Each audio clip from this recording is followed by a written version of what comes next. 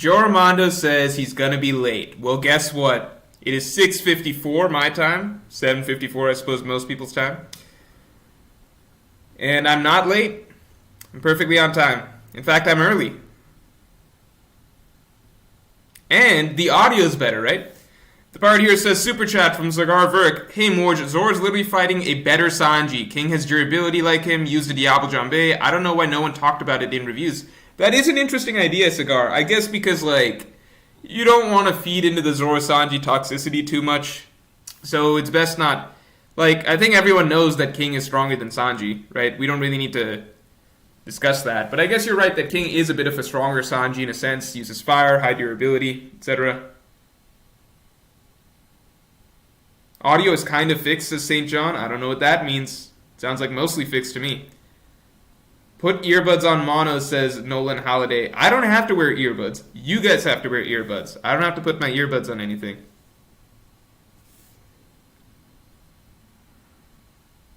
OB001 says you're still late in our hearts. I appreciate it. Alright, so 300 viewers. Even though I think I left off at about 717-ish viewers. I don't know why I said 717-ish. That's a really specific amount. 700-ish viewers, right? And 77% of you said you'd be right back. And I'm not that great at math, but I know that this is not 77%. I know it's not 77%. I could figure that out. So 77% of you, no, some percent of you lied to me. That's all I know. Oh, okay, people are creeping back in. People are coming back in. Left ear is louder than right ear, says Boofenstein. Well, last time you guys told me you couldn't hear out of the left ear, so now I don't know what to believe. I'm just going to believe that the audio is perfect. Zachary says it was actually 771. Then you know what? We're way off our mark. I have good taste, says we the real ones. I agree. Darth Pumpkin says, if the live-action One Piece director contacted you to play Gaimon, would you? No, I would direct him to JD Legend, who has basically... I almost want to believe that Oda based the character Gaimon off of JD. I think Oda had future sight and realized... Or maybe JD is just really, really old, who knows, but... I think Oda saw him in some sort of a vision and realized he wanted to base a character off of him. Udana Uchibuk... I actually have some thoughts on the One Piece live-action. Revised thoughts after seeing a bit more of Cowboy. So, we'll talk about that in a second. Udana Uchegbu says, hey Morge, do you think Breath of All Things is related to hockey? Why or why not? I do actually think that. I would love it if it isn't, because I also... So I'm cool with it if it is or it isn't. At the moment, I think it is. I'll explain that in a second. I would still like... First, let me say I would like it if it's not, because I think it would make for a really cool matchup for Zoro versus Shiryu down the line. If, for example, let's say Shiryu maybe awakened... if the clear fruit, if he awakens that or something, maybe that allows him to be invisible even to Haki. I think that would be a great ability if Shiryu's able to do that. I would love it if that becomes a thing, and then the only way Zoro is able to detect him is through not the Voice of All Things, other thing, Breath of All Things. Very similar, but different. I think that would be, a really, really cool way to bring that back into the story. If it's something distinct from Haki, where even if Shiryu is able to hide from observation Haki, the Breath of All Things allows Zoro to catch him. Now, while I think that would be cool, I'm more inclined to believe that Zoro used Breath of All Things as observation Haki. Reason being, now in retrospect, many things that Zoro did in his fights against Mr. One and against Kaku seem to be, hinted to have been, early uses of Haki, right? Because one of the things that, let's start with cutting steel, right? When Hyogoro explains how Ryo is referred to in Wano, right, he goes in depth into it and basically specifically uses the example of, this is an ability that would allow a swordsman to even cut steel. And in the moment that Zoro cut steel, we know that he tapped into something special. At the time, we thought it was just high swordsmanship skill. Now it sounds more so as though it's retroactively being framed as perhaps an early use of armament Haki, right? Similarly, Conqueror's Haki. Zoro using Conqueror's Haki against Kaido was the moment that Kaido realized that Zoro using Ashura against Kaido was the moment that Kaido realized that Zoro has Conqueror's Haki. So clearly something about that move made Kaido aware that this is related to Conqueror's Haki in a way, which leads me to believe that Ashura, which to date was Zoro's most unexplained ability and the most unexplained ability in the entirety of One Piece, that leads me to believe that Ashura is being retroactively framed as an early use of Conqueror's Haki, unknowingly by Zoro. Okay? So that fine. So, if these things are kind of retroactively being framed in certain ways, okay, like cutting steel, that technique may have been related to Ryo armament haki, the way Hyogoro talks about it. Ashura against Kaku being framed as perhaps, an early use of Conqueror's haki, that being the base of the technique. To me, it stands to reason that the final mysterious ability that Zoro used pre-time skip, being the Breath of All Things, that very possibly was just early observation haki. It just seems to follow that trend, so my more logical guess, I guess, would be that, yeah, that is just an early use of observation haki, but what I would love for it to be is something different, as maybe that can come into play against Shiryu down the line. Woodstock?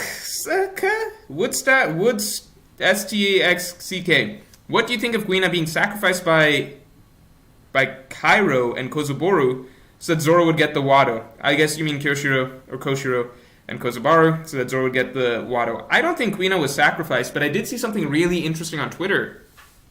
Really, really interesting on Twitter the other day, which was, maybe it was even today, that perhaps Kuina, following what Kozubaru said about, not being worthy of certain swords, leading to the idea of curses, etc., cursed swords, what if Kuina was not worthy of Wado Ichimonji, which would then make more sense for why she ultimately died at such an early age for no reason? I don't think that makes that much sense, as, Kuina was basically a sword prodigy in her own right. She had all the talent of Zoro, right? She was obviously a little bit older, but still she was able to beat Zoro. I think consistently is an understatement. When you beat someone 2,001 times, I don't think consistently applies anymore. She was 100% absolutely better than Zoro, right? Obviously, again, she was a little bit older, and she seemed to believe that because she was a woman, over time she would not be able to keep up with him. But, in terms of her skill and talent as a swordswoman or whatever, it doesn't make sense to me that she wouldn't be worthy of Wado Ichimonji, but then Zoro just randomly would be. So, I think it's interesting, the idea that maybe this plays into why Kuina ended up dying, and it actually makes more sense in the context of One Piece if it was, a swordsman not being worthy of a particular sword, but at the same time, I don't think it makes sense for Kuina's character for that to be the case. So, it's an interesting possibility to think about. I can't reconcile it with, Kuina's actual abilities, though. Behenort says, I like to joke that the Straughts are Antifa, but if we're serious, are Arlong and Horty the only textbook examples of fascism in One Piece? No. No, right? Why are those... Because Horty never succeeded, but he would have instituted something very similar. No, you're right, because Doflamingo, it was not overt. Wapple, I think Wapple is close. Wapple. I would throw Wapple in there. I would throw... lots of these types are not overt. I think NL maybe applies. NL's weird, though. I think NL applies. It's just like a whole nother level with NL. I'd have to think on it a little more, but I think those are the two standouts that would also fall in there. Darth Pumpkin says, so what are you saying? What you're saying is you would rather play Whitebeard. Yeah, if I was offered the job of Whitebeard, I would love it. Yeah, I'd have to work out a bunch, though. Grow a giant mustache. Whitebeard... Oh no. Oh no. Jay's in the chat. No. Listen, Jay, I just follow what the internet tells me, and they told me that you were born to play Gaimon. That's all I gotta say. Also, I saw a drawing that Dritz made that I can't forget about ever. It's actually kind of crazy that Dritz probably took a solid hour of his time to draw that. I know that Dritz didn't just draw that up in 5 minutes. He's not that type of artist. I know he probably took an hour to do that. Thomas Kaz says, Usopp getting Mjolnir is greater than the raid failing theory. No, the raid failing, there's nothing greater than the raid failing theory. But Usopp getting Mjolnir, if Mjolnir exists, sure. I think that'd be really cool. Aslan says, Zoro in the One Piece live action. Oh yeah, let me talk a little bit about the One Piece live action. I've had a bit of a change of heart on the One Piece live action. I think I put out a video bit saying to be positive about it. And, I watched the first 30 minutes of the first episode of Cowboy Bebop, and I was like, it's not good, but if someone's never seen the anime before, then they could maybe enjoy the show as, a corny, cheesy, weird, campy, but, kind of quirky and fun sort of series, alright? That I could see that. But Then I ended up seeing, I didn't watch any more episodes, but I saw clips and found out what they did with Spike, Vicious, and Julia and how they ended the season. And once I found that stuff out, I was just like, then I understood more of the rage towards the series, towards the live action series, because it's actually insane how they botched it. You know? And it's not purely from an anime adaptation standpoint, okay? Because, like, I'm trying to separate the anime from the show, because it's fine if the show does things differently, because that's not, you can't judge it based on how perfectly it adapts the anime, okay? It's trying to be its own thing, that's fine. But when I say botched it, I'm just like, what? It's just the stupidest, like, I watched the scene, I was like, this is the stupidest thing ever. And then they try to play Ballad of Fallen Angel. Like, you can't just try and pull the good stuff of the show while ruining the stuff that made it really good. You know what I mean? Like, you can't just have that scene, the song playing, the music following through, etc., while you fuck up the beginning, like the first part of it that actually sets the stage for that having meaning. Like, I literally don't understand how they, like, once I saw that, I was like, no, they really, really, really ruined it. I get it. The hate for the series is probably warranted. Like, I was kind of defending it last stream. I was like, yeah, I didn't think it was as bad as people thought. I watched 30 minutes of it. I think it's a bad adaptation, but it's, like, okay in its own right. Just, like, a weird, again, corny, cheesy, weirdly directed. But, again, like, it can, you can see how it could be fun for someone who's never seen the anime before to, like, come across the series and give it a try.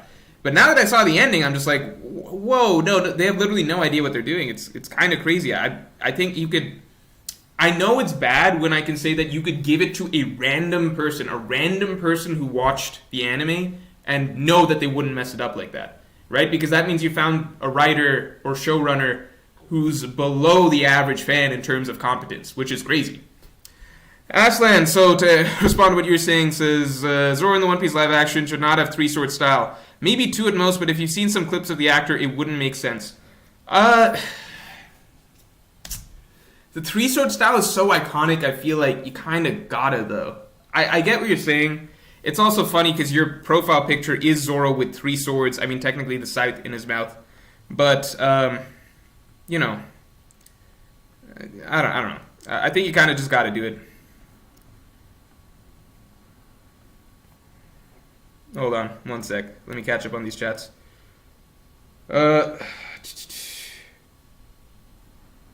One sec. Oh, did JD leave? Jay got mad? Jay says Morge would be Condoriano? Because he's mad at me now? I don't want to be Condoriano. I don't even like Condoriano that much. No, I do like Condoriano. I like Condoriano. Halil says, do you think Oda expected the readers to care more about Momo and the Scabbards at this point than they actually do? They're not exactly popular. I care about Momo. I actually like Momo quite a bit. Momo is...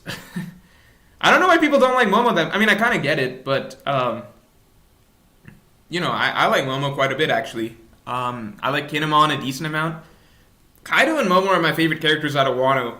And, I don't know. I'm a little surprised... I get why people don't like Momo. But I've grown to like him. As for the Scabbards, look, here's the thing. I don't think that... It's tricky because Oda once said something like, I don't write crying scenes unless I'm crying. So Oda saying, unless I myself cry, I don't write crying scenes. If that's the case, then Oda's gone off the rails because the Scabbards cry every chapter. That's an exaggeration, obviously, but I swear they had a run of like several chapters where they would just cry like every... They're really upset about Odin. Let me say that. They're upset about Odin. They like to cry about Odin a lot. I think around the Scabbards, if you mention Odin, if there's like a speech bubble that has the word Odin in it, and there's a Scabbard in the panel, the Scabbard is probably going to be crying. So that does make me question things, because I'm like, does Oda cry every time a Scabbard reacts to the word Odin? If that's the case, then yeah, maybe Oda's wildly overestimated how compelling the Scabbard stories are. However, the thing about the Scabbards that I always use to mentally justify them, I think they make a lot of sense. If they're not really supposed to be... If the Look, the reason the Scabbards in the Odin story exists, the only reason it exists that makes sense, is if it is meant to parallel the story of Luffy and the Straw Hats, and if it's meant to set up something for Luffy and the Straw Hats, okay? There needs to be some sort of thematic through line between the story of Odin and the Scabbards and Luffy and the Straw Hats. So that is why Oda put so much time into crafting the story of a leader and his 9 followers. It's supposed to set up for something for Luffy and the Straw Hats. We're supposed to take away from the Scabbard story something about Luffy and his crew story, okay? Whatever that thing is yet, it has not become clear yet, alright? I think it'll make more sense. I mean, again, I'm all for the raid failing. I think that would be perfect if the Straw Hats are put into a similar situation as the Scabbards were, but this time, because they're the fucking Straw Hats and they're not the Scabbards, they were actually able to succeed where the Scabbards failed, right? Scabbards' biggest failure was that, in their own words that they've reiterated multiple times, they were not able to be of as much use to Odin as they would have liked. If things go down for the Scabbards in a certain way that then frame it such that the Straw Hats, they are kind of following not a mirrored footsteps or whatever of what the Scabbard story were, but they're able to rise to a certain occasion in a way that the Scabbards could not. I think that then justifies the Scabbards being in the story. Maybe they were a little clunky and made things a little bloated for a while, but I could see it turning out to be a really great story for the Straw Hats. If you have that added foundation of hearing about the story of this failed group of followers first, before getting to see the Straw Hats shine in a certain way. Now, that still has to come through, right? So this arc has to be more important for the Straw Hats than any other arc previously.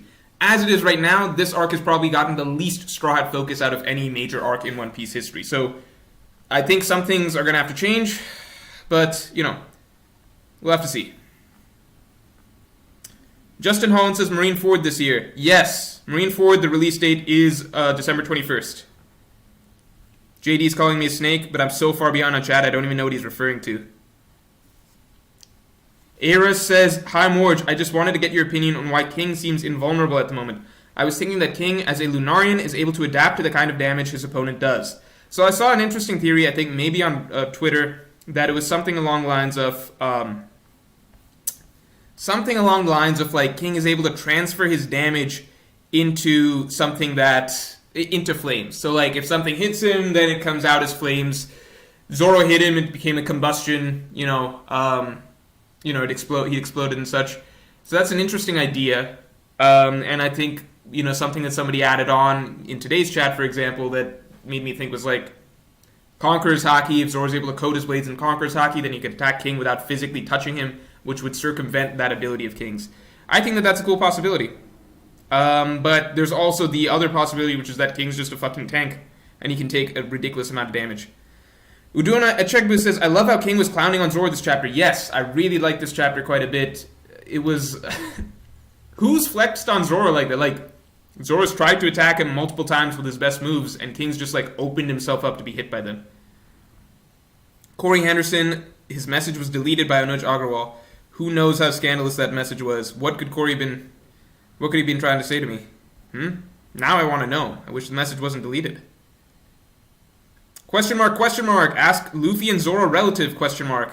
Dude, I don't even know which... I don't get it. I don't know what the question is. Sorry about that. Oh wait, I scrolled past a couple comments. Hold on.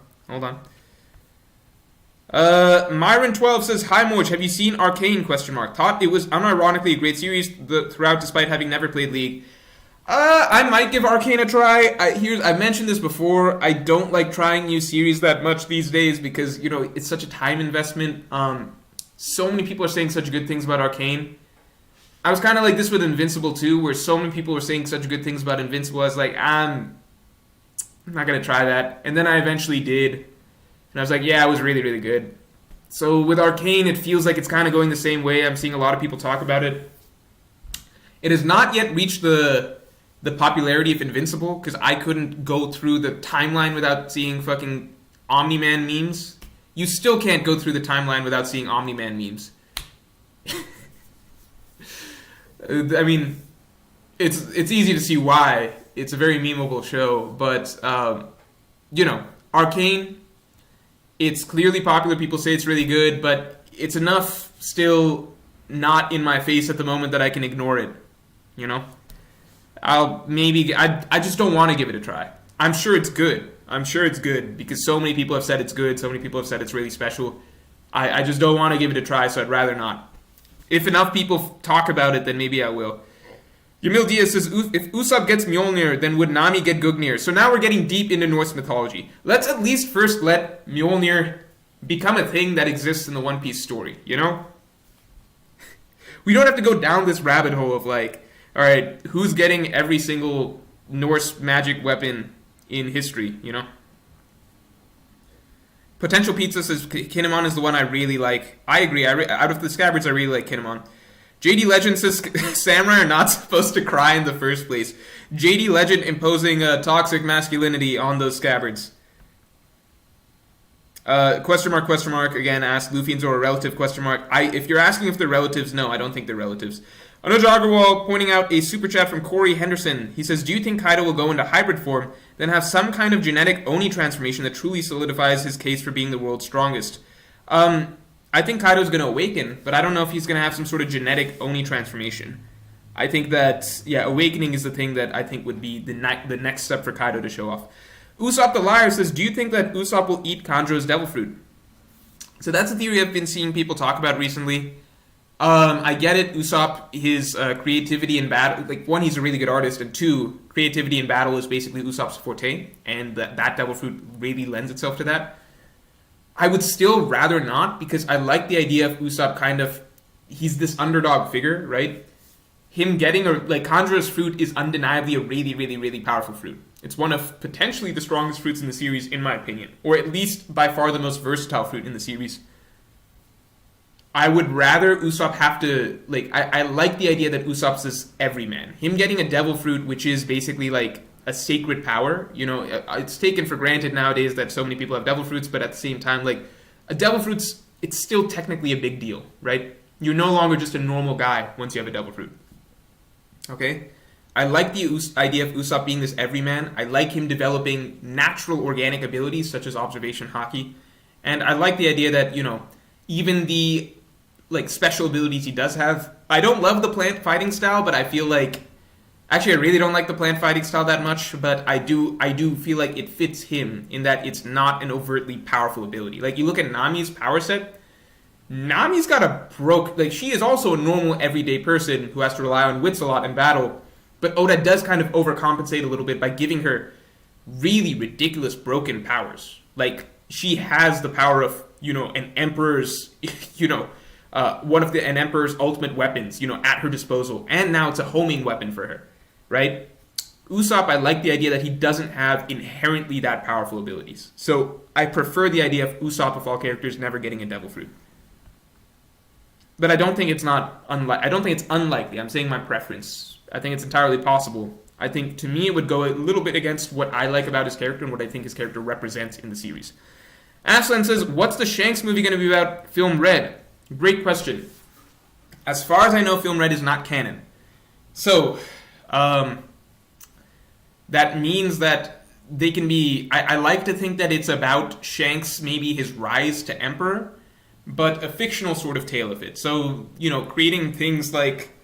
I wouldn't be surprised if they made up some great pirate for Shanks to have to defeat on his rise. They could even call him, you know, the Yonko before Shanks, right? So they could be like, let's call this guy, I don't know, like, just Pirate X, okay? So they could be like, yeah, back in the day it was like Whitebeard, Kaido, Big Mom, and Pirate X, and then Shanks had to rise up and beat that guy, and then he became an emperor. You know, they can kind of make up whatever. I like to think it's about his rise during that time, because doing it like that, we really don't know that much about the 20-year period between... We know quite a bit about the, you know, at this point about Roger's era. We know quite a bit about that. And especially, like, you know, the years surrounding, you know, Roger's voyage, Odin's little story, etc. We don't know a lot about the middle part, the middle storyline. So the rise of pirates like Shanks, like Mihawk, a lot of the Shichibukai, etc. I think they could easily set a story in that timeline because a lot is open to interpretation or making things up.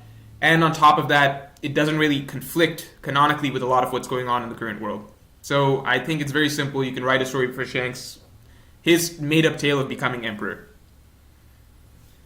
Keenan says, shouts to Morge never getting credit when his theories are true. Oh, thank you. Big Mom going to Wano sold me 2 years ago on Adult Momo. Conquerors being the key to defeating Kaido, Zoro getting in Wano, Sanji got durability and not observation buff, etc. Look, here's the thing. So when Big Mom ended up going to Wano, I actually did get a lot of credit. It's just I was such a small YouTuber at that time that like, it wasn't like widespread. It was just people who followed me at that time. They were really excited about it. And for a long period of time following that, I'd say like the next 2 years following that, I was really pushed by a lot of people as like, Morge's theories are really good, etc. Okay? Then, you know what's changed my reputation? The raid failing stuff. Ever since I started pushing the raid failing stuff, suddenly everything, at least, and it's understandable, so I'm not trying to like complain about it. Wait, no, I guess I am.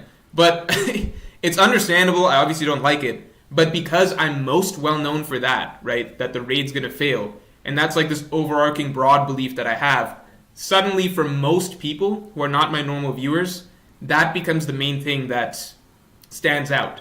So, you know, I see it a lot in some comments from people, you know, that don't normally watch me, which is like, Morge, isn't that guy that thinks the raid's gonna fail, etc. And like, people do say stuff like, Morge gets stuff right sometimes, but he still thinks that the raid's gonna fail. So it's kind of cast a shadow over a lot of stuff. Because I think, objectively speaking, I mean, you just listed it, in the last like 30 chapters, last like 30, 25 chapters, I've gotten two very major theories correct, which is Conqueror's Haki was the key to defeating Kaido. That's like what this arc is about. And people forget, but like the entirety of Wano, most people were talking about armament haki. That was the mantra for pretty much every, you know, person on Twitter, every YouTube content creator, etc. Everyone's just talking about armament haki, Rio, this arc's about Rio. Most people were saying Elbaf, that'll be the arc that's about Conqueror's Haki, when I'm like, that makes no fucking sense. I was preaching Conqueror's Haki the entire time. Chapter 1010 comes around, I was proven right about that. And people did, you know, give me props for that. I'm not going to pretend they didn't. It's just that, like, the raid failing thing, that puts a shadow over everything. So it's like, Morge got this right, then the adult Momonosuke thing right, which I think is a pretty wild prediction to get right. I think that's a pretty good one. But that's not going to make as many waves when it's in the context of Morge still believes that the raid's going to fail. Because it's like, well, he got these things right despite believing that other thing. So I understand the mentality of people, but I don't like it. Because I'm like, if I wasn't saying that the raid was going to fail, then people would probably talk me up a lot more in terms of those theories that I got correct.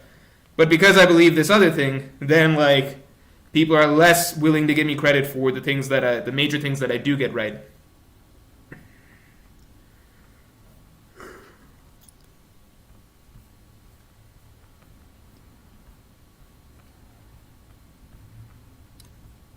One sec, let me scroll back up, because that was a bit of a long thing. JD says I promote men crying, it was all lies. Fuck, how many super chats have I missed? Hold on. I'm gonna have to open up that other tab. Keenan says, hi as shit off post-surgery perks. What the? Keenan, get out of the street. Rest up. When did Sanji stop needing to spin for Diablo Jambe? Somewhere after the time skip. I liked it better when Oda made it seem like Sanji got the inspiration from Wanzi's skates going by the panels. I think it was time skip. I mean, you know, against Judge, we even saw Sanji just be like, we never actually really got to see it. Sanji used Diablo Janbe, then he said something else on top of that, like Poel Friere or something along those lines. I've probably totally butchered that. But he said some stuff, and then his leg just got brighter. You know, I guess it's along the lines of, you know, Luffy suddenly being able to use Gear Second just on a whim, not much, like, action required on his part or anything like that. He can even make certain parts of his bodies activate.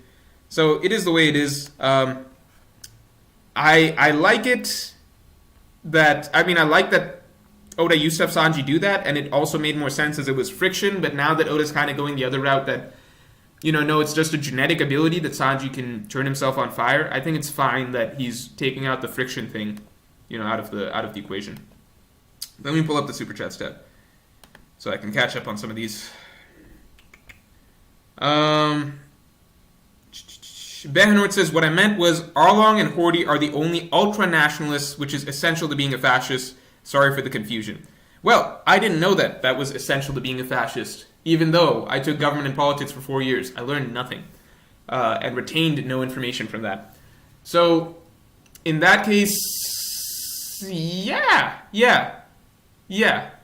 right? They're the only ones that are extremely dug into, essentially, right? Arlong, well, is it even national? Yeah, I guess just Fishman supremacy, right? That plays into ultranationalism. Horde in particular, that makes sense. Then yeah, I would agree. I think you're right on that. Fat Galley. Pat Galley. I don't know why I said Fat Galley. Just failed the shit out of my circuits exam. What's up, Morge? What is wrong with you guys? Who's in this chat right now? The previous super chat was from Keenan, who was like high as shit off post-surgery perks. Then Pat Galley comes in with just failed the shit out of my circuits exam. Is this where like people go when they're like really fucked up? They just come into a Morge stream? What's up, Morge? Are you caught up in One Punch Man manga? The past chapter was heat. The past chapter of One Punch Man. I'm not even like a big One Punch Man fan. It's just that like the previous chapter they'd been hyping up, Golden Sperm, his next transformation and such, right? So I was like, I gotta read this.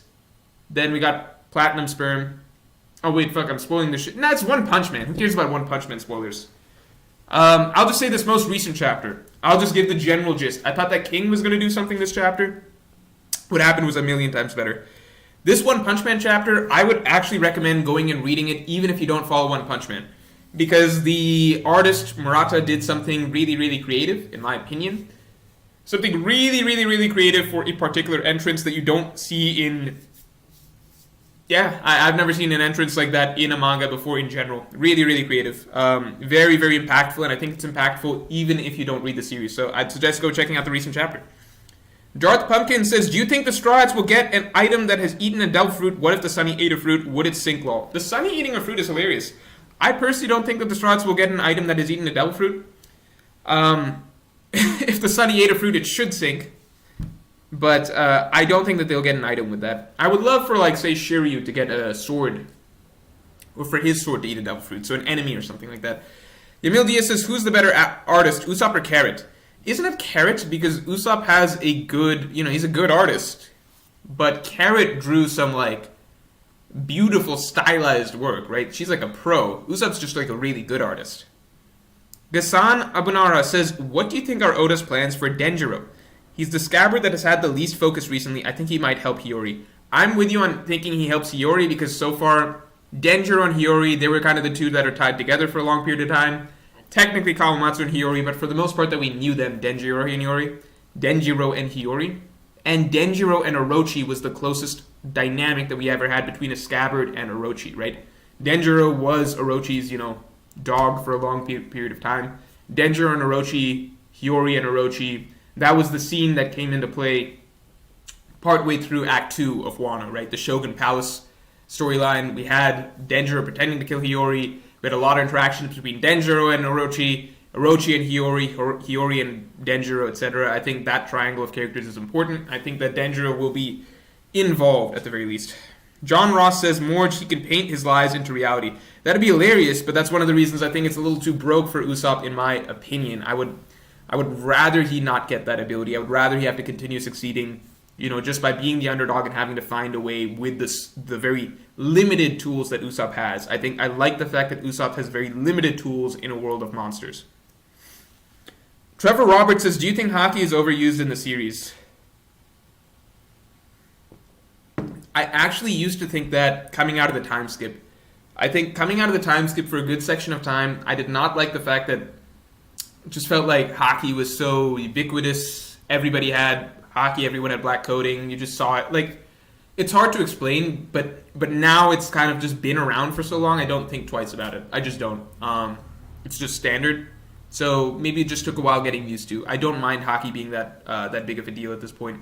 And I think it fits I think in particular the importance of Conqueror's Haki fits the story quite well, because this is a story about... Conqueror's Haki is kind of like the story of what, like, the spirit of the story of One Piece distilled. This entire series is a rise to be the King of Kings. So that sort of strength of spirit being weaponized in this series, and kind of the strength of your drive to be above everybody else, to stand above, I think that that's very, very fitting for the story. I wouldn't say that I think it's like there's too much fit or anything like that anymore. I think if Oda starts getting a little too lax, I suppose, with who has advanced like people were already complaining about like too many Conquerors Haki users in general, right? If Oda starts getting really lax with how many advanced Conquerors Haki users there are, then I think that could like further diminish it, I suppose. But right now, I think the select characters that Oda's had show advanced Conquerors Haki it makes sense to me so far. Hans Ding says the true villain of One Piece is USA. NL is US for colonization. Kaido is US for forced opening of Japan and propping up a puppet. Crocodile is US for meddling in the Middle East and framing a local leader. I'm just not even gonna respond to that. I get what you're saying, but the thing is that like other countries have done similar things historically. I guess you could just say that like every bad thing that the US has done, you can find some group in One Piece that has done a bad thing that the US has done. But it's like you can also do that for a lot of other countries if you wanted to. Nandu V says, along with what you've said, it's funny that people don't think the villain set up to like breaking wills won't break Luffy's along with the alliance. Raid fail. Look, if the raid fails... If the raid fails, I'll be going on some very, very long rants. If it doesn't fail, then, I'll be apologizing for misleading the people, I suppose. I'm prepared for it either way, I think. Look, it's tricky because, like, the villain set up to like breaking wills. It's just the fact that this is the least tested Luffy has ever been. So to me, it's like, even if the raid doesn't fail, we should get certain scenes, right? Like, Luffy's will... It was tested 1,000,000 times more in Whole Cake Island than it was so far in any interaction with Kaido. So, no matter what, there's still certain things that I feel like we need to see happen over the course of this arc for it to feel like this arc at least lived up to what it itself has been preaching as the important ideas of the arc, But at the same time, I still think that the the arc can still be good. I don't want to start pushing the idea that the arc can't be good unless the raid fails. I still think that the arc can be good because I think the last few chapters, Zoro and Sanji, have been really good chapters, even if the raid doesn't fail. Okay? I'm just saying that there's certain things that I would still like to see that make the most sense considering the raid would fail. Cassidy says, could the raid succeed, but our protagonists also lose? Onigashima stopped, Beast Pirates defeated, but Kaido and King survive, Yamato dies. I just think that that's like a very messy sort of like...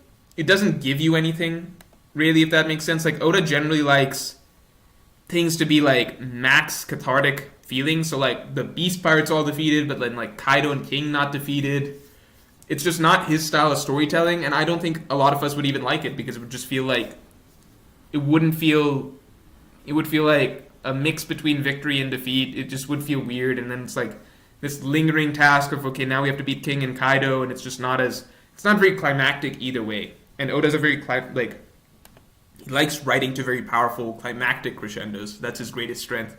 One of his greatest strengths, in my opinion. Emil Diaz says, Kuma's power fruit should go to Carrot. She uses open hand claw weapons and she's sometimes drawn with paws. It'll help her when she becomes a Nakama. But Kuma would have to die in that case, and, like... I just don't know. Like, Carrot getting that ability, that's a pretty broke ability. I don't know about that.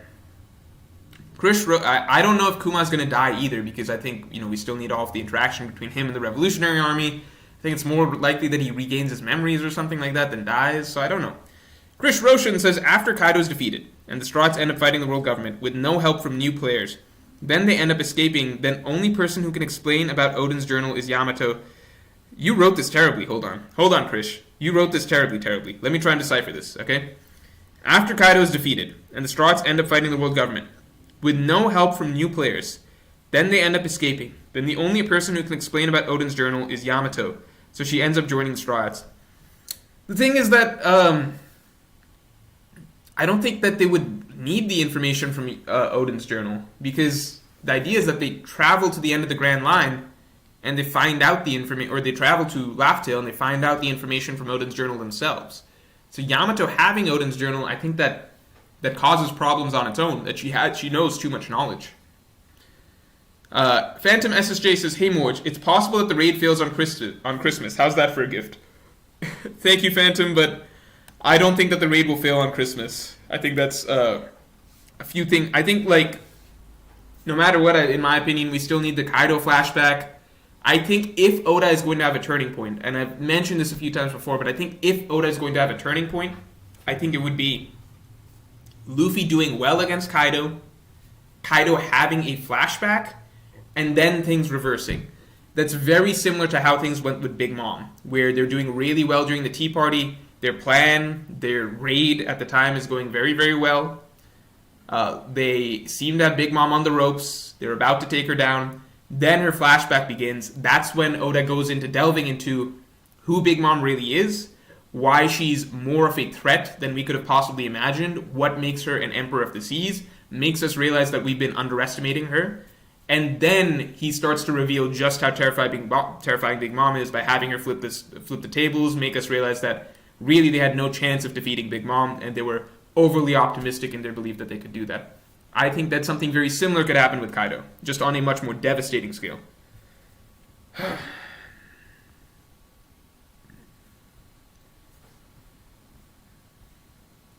One sec, guys. Let me catch up. DB12 says, Mr. Grumpy Morge has a period. Thanks, man. Hold on, guys.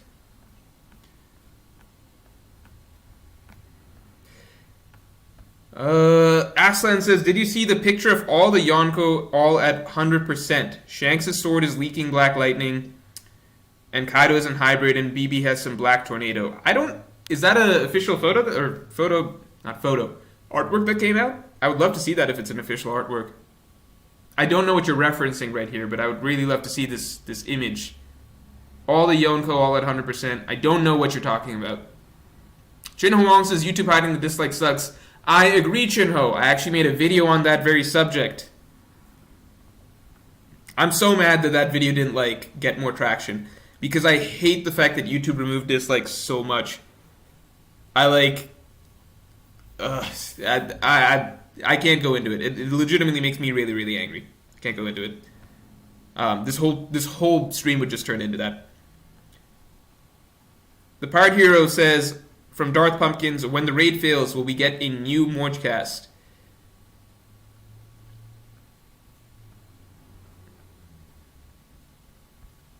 Yes. It's so long away that I guess I can just promise that and not have to worry about it. Yes. We'll get a new Morgecast once the raid fails. Guaranteed. Miss Super Chat from Joe Armando. Morge, you can get casted for Condoriano. No,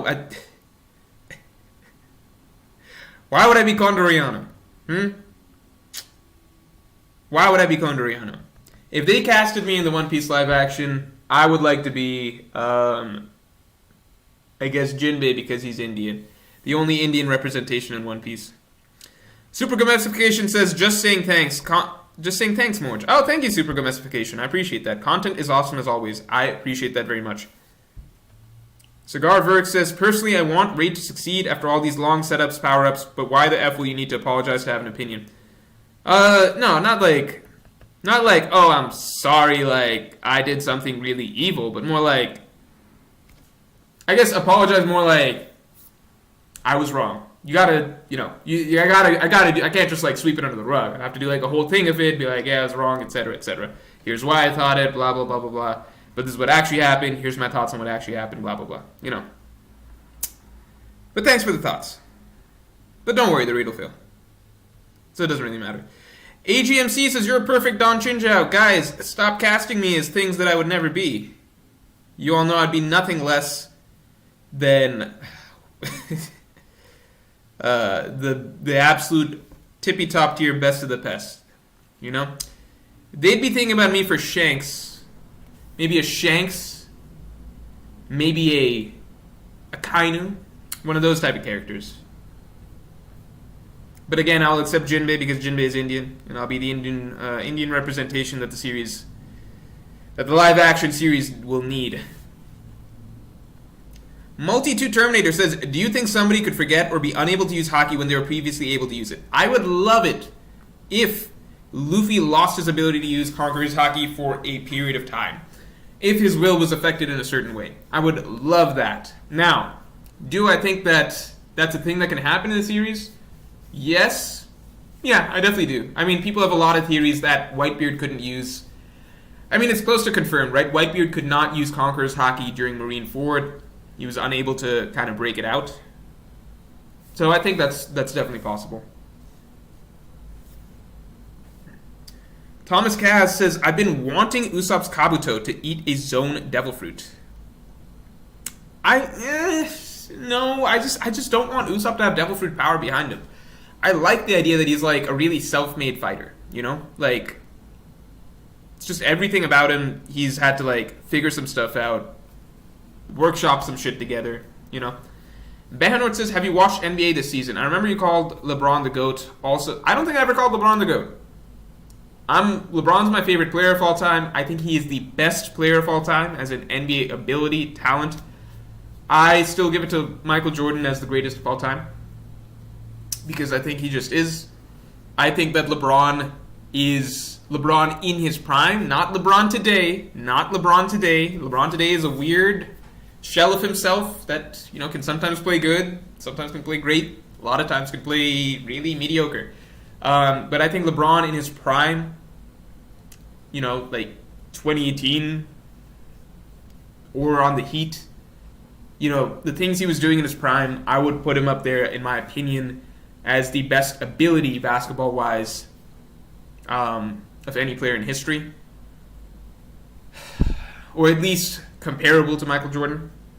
Or as good or better or something. But ultimately, in terms of resume and achievements, I think Michael Jordan still has the greatest resume and achievements in basketball. Sometimes the cards just don't shake out a certain way. Also, do Giannis or Luka have the GOAT potential? I think they could both potentially be like, you know, a top 10, top 15 player all time. Like, you know, the greatest player of a generation type. But I don't think that either of them will surpass, like, you know, even LeBron on the all-time list, in my opinion. And LeBron, no matter how you spin it, you got to put LeBron like top 5, right? I think, unless you really don't like him. So I don't think I don't think they're going to pass up like LeBron, for example.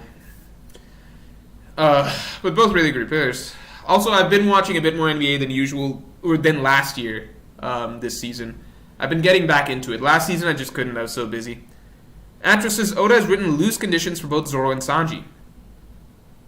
Zoro with the medicine and Sanji's Germa rampage. That is a great point, Atros. This is after the line about the wings of the Pirate King. I think Zoro and Sanji will lose, leading to the raid failing. I really like that possibility. That, you know, at the moment with Zoro, the power-up that he kind of got.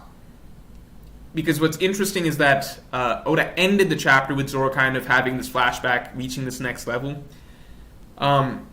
If you compare it to, for example, Zoro versus Mr. One, the flow of the fight was kind of Zoro ended a chapter with his back against the wall, and then the final chapter was Zoro unlocking that next level and defeating Mr. One. I'm not saying this fight follows the exact same beats, but I think it's interesting that Zoro and Sanji, as you said, they're unlocking these final abilities. Sanji with his Germa power-up, Zoro with his Conqueror's Haki thing. It looks like they're about to do really well. Maybe they will. Obviously, maybe they will. But at the same time, I think the possibility definitely exists that, like, there's going to be a stop for them. Not that Zoro's even necessarily going to lose to King, but rather he's not going to be able to play out the full extent of his ability because, again, like you said, medication could come up. Same with Sanji. He looks like he's got a really good shot versus Queen right now, but if he does the full Germa transformation, he's not going to be able to follow through. So I think something essentially stopping those two from being able to do everything that they can, coinciding with Luffy, coinciding with Luffy losing again to Kaido. I still think Luffy loses again to Kaido no matter what. Whether or not that means that the whole raid fails, I still think it's going to fail, obviously. But I can understand, like, you know, if it doesn't fail, it doesn't fail. As long as a certain amount of drama comes out from Luffy losing again. I think everything is set up for Luffy to lose one more time to Kaido, because the previous losses, the way that they played out, are not how Oda usually writes losses for Luffy.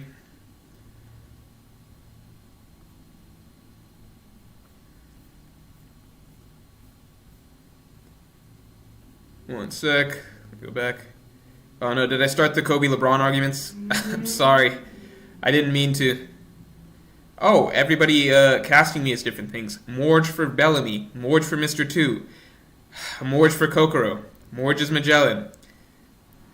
You guys are so gracious. Thanks. Chopper. Gaimon. Foxy. Jinbei? Someone said Jinbei. Jordan Taylor said Jinbei. I have half a mind to make him a mod. I gotta break out the super chat thing again. Give me 1 second. You guys don't even know what I'm talking about, but it's a separate tab, a secret special tab, for when I can't keep up with the chat.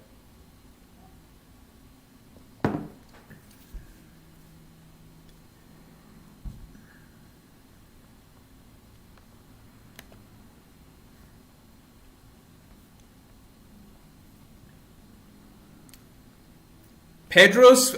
Guys, listen to this name. This is wild. Pedro Vinicius Prius Welter. That's 4 names in one. So Pedro's Vinicius Prius Welter says, Luffy still have another power-up in sight. His awakening. Do you think that Zoro and Sanji will have another power-up on the future after their ones in Onigashima? And if so, what do you suppose their power-ups are going to be? That's a great question. I definitely think so. I don't think that they all peak with Onigashima. Their final power-up, though, it's too hard to imagine, just because it feels like they're already kind of approaching the point where they're going to max out everything in the foreseeable future. So, for example, Zoro... Ashura is kind of like the main thing, right? And it seems like Ashura, that's being touched on again with his mastery of Conqueror's Haki. Sanji, he seems like he's about to tap into whatever maximum genetic abilities his body has left. You know, be that Lunarian, be that durability, strength, power, etc. Sanji, I think I would still like to see improved observation Haki. Zoro is the tricky one because it just feels like Zoro, there's not really a clear avenue for him to go after mastering Conqueror's Haki. Because Zoro's abilities, you know, it's not like he's a Devil Fruit user like Luffy, so he can't unlock new Devil Fruit abilities like Awakening. He doesn't have these genetic abilities like Sanji. Zoro's really just Zoro. And, you know, last chapter it was even confirmed, right, that like even swords that Zoro has, like Enma, the sword, it's ultimately the swordsman, right? So it's not like, even if Zoro keeps getting really good swords, right, he's already got like near tippy top grade swords, and like it's not like a huge like game changer, right? Like it's still just a sword at the end of the day. So, you know, I don't think that, like, ultimately what I really liked about Enma, by the way, that maybe I didn't discuss as much in the chapter review, what I really liked about the way that Enma went was that for a long time it was kind of a little controversial gray area of like, Enma's pulling out the Haki from Zoro and stuff, is this really fair, etc. And then like obviously Zoro fans are defending, like, no, it's all Zoro, etc. And, you know, at the end of the day, I like the full explanation that, you know what, Zoro has to just fight to his full potential for Enma to really work for him, right? So if Zoro just lets out all the Haki he can, uses Conqueror's Haki, etc. effectively, Enma was more so a tool to push Zoro to be the best Zoro that he could be, right? Because if you're not, you know, maxing out your Haki output or whatever, you can't really control Enma, right? And obviously it's more nuanced than that, right? But at the end of the day, Enma was not a sword that was like allowing Zoro to do more than he could. It was a sword that pushed Zoro to do the most that he could, right? I like that explanation a lot. I should probably say that in some video so that people stop bothering me about Zoro and Enma, okay? But I like that quite a bit, but that also means that there's no sword in the future that could magically make Zoro better. So, unlike Luffy, unlike Sanji, it's hard to see what a future path is for Zoro. Sanji is the least developed Haki out of the three of them, overall. Zoro, you could say observation Haki he needs to work on, but like Sanji is no real, like, he doesn't have advanced Haki in any category, so I would like to see Sanji down the line advance his Haki in some category. Scholar H says, hey Morge, can't wait to listen to this at work. Have you noticed Zoro's smile occasionally looks like a katana blade? No, I've not noticed that. That's interesting. That's an interesting observation. I'll look out for that more in the future. Ninerbot says, do you think the live action can properly adapt Sanji? I don't think his hate for trans people can go down in this day and age. I am 100% certain that they're not going to play a lot of these in general. Forget Sanji. I think in general, the portrayal of the Okama, the Newcomer, etc., It's going to be very different or non-existent in the One Piece live action. Actually, no, because like it's the perfect opportunity to, like, you know, Hollywood would jump on that opportunity. Like, yeah, they would jump on, like they would portray them characters like Mr. Two, etc. very differently, but like, you know, it's a canonical. These are canonical trans characters, so I imagine that like, you know, Hollywood scriptwriters or whatever, they would love that opportunity to write more trans people in. But I think the portrayal will just be different, and Sanji, I think a lot of Sanji's antics will be changed quite significantly. Gunter says, why do you think we haven't seen a giant with Haki or Devil Fruit? I mean, Hajrudin even touches on that. He's like, imagine a giant with a Logia fruit. How broken would that be? In reality, it wouldn't be that broken because, like, it's weird, but like, how big a character is seems to matter so little in One Piece at this point. You have to get to characters like Zunisha before it becomes like a real problem that a character is huge. So I don't know why we haven't seen a giant with Haki or Devil Fruit. Have we not seen a giant with Haki? It's hard to say. It's entirely possible that like Dory and Broggy had it. I think Oda's kind of like, and we know all Vice Admirals have Haki. So that means that like John Giant and a lot of the Giant Squad, they likely have Haki, you know, if all Vice Admirals do. I'm sure Bastille did, that Sabo fought. I think it's the simpler answer is basically like, it just hasn't been important. I think not having a Devil Fruit is interesting, but I'm sure that'll change in Elbaf. I think any really strong, impressive Giants will be from Elbaf, so we might see some Devil Fruit users, some more prominent Haki users, etc. Multi-2 says, lol, I was going more on the assumption that Crocodile or Moria forgot how to use Haki. Oh, yeah, that's true. So, that actually might be a bit of a video topic I do in the future. I don't know if Moria ever had it down, but I would not be surprised if Crocodile had Haki and, like, he didn't really have that in Alabasta because of, you know, just being out of the game for so long. I think that would be a great explanation if we could get that, because that would reconcile, like, I still believe personally that One Piece, in my opinion, has only one really, really, I guess, noteworthy moment where it feels like something really inconsistent power scaling wise happens, and that's Crocodile in Marineford. You can kind of justify a lot of what he's able to pull off in Marineford, because he actually doesn't pull off that much. It's more so his attitude that comes with everything, but like, you know, it's not like he actually beats anyone significant or like, you know, does anything that significant. I think the anime plays things up a little bit more too. I think probably the most impressive thing he did was like not immediately get knocked out by like Jozu, but like still, he still seemed more impressive than like Alabasta Luffy. Alabasta Crocodile. I think a nice little soft explanation would be like, Crocodile was using Haki in Marineford, whereas he was not in Alabasta. It's not really needed, but I think that stands out a little bit. Behanort says, Math is a sexy Chad who gets all the ladies. Math is a sexy Chad who gets all the ladies, is a great musician, and is very smart. Thus say the Borge. Math? No. What? What's Math? Are you talking about Math, the general? I must have missed something. Math is a... I don't know if this is a typo by you or you're making fun of me and how I talk about math. Because I don't like math. I don't like it that much. 8 Gates Production says, do you like Black Clover? Says, what do you like about it? Black Clover is definitely my guilty pleasure. I think right now it's in a weird spot. I thought I was really liking the current arc, actually, even though everybody else hated it. But if the current arc is about to wrap up, then I think I really hate the current arc. Thought the current arc is actually going to be a lot longer than it is. Or like building to something more. What do I like about it? If you take away all your expectations of like serious thematic development or like long-term consequences and or like, you know, just significantly heavy dramatic beats in Black Clover and just like enjoy it as like, yeah, like a guilty pleasure, like series that has actually like that cares about all of its characters. That's really big. It cares about all of its characters, and it has storylines for all of its characters and character arcs for all of its characters. Very funny, really, really funny series. So I really like the interactions and such of the groups of main characters because they're a lot of fun to watch. Very lovable group. It has a lot of elements of what I liked about older One Piece, basically, and the fights are very good. Even if people kind of shit on the fights sometimes, I think a lot of the fights are actually really, really good if you think about them a little bit. That's pretty much it. And I think Black Clover is well planned. It actually is a series that's well planned. Unless the current arc kind of goes off the rails, which it feels like it might be about to. Bobby the Blizzard says, what do you think are Zoro and Sanji's best fights in the series? Wait, one last thing I'll add about Black Clover. Gets a really bad rap for like how it begins. I think if you don't give it like a really long, solid chance, it's like really just a copy paste of other series.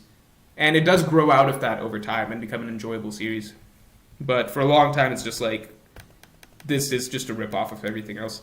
So Bobby the Blizzard says, what do you think are Zoro and Sanji's best fights in the series? Oh, that's really simple. Not counting the current stuff, because we don't know how the current stuff's going to play out. Zoro versus Mr. One, easy. Sanji versus Jabura, easy. I think those are their best fights. I think their current fights have the potential to get there. They just got to go on a bit longer and like see how they play out. AI says, if the live-action One Piece somehow succeeds to the point of Reverie... Oh, getting to the Reverie. They better be casting all y'all as cameos or we're boycotting. That'd be hilarious. That'd be awesome to see. I don't know how many of us can act. Darth Pumpkin says, is there a theory video you came close to publishing but got debunked before posting? Mord should be the bug full body steps on in the Baratier or Roger. Thanks for the first part of your super chat. I'm going to ignore the casting comment. Theory I got close to publishing but got debunked before posting. Dude, I want to say yes, but I don't know what. Like, I'm trying to think. I feel like it's definitely happened. I'm trying to remember what.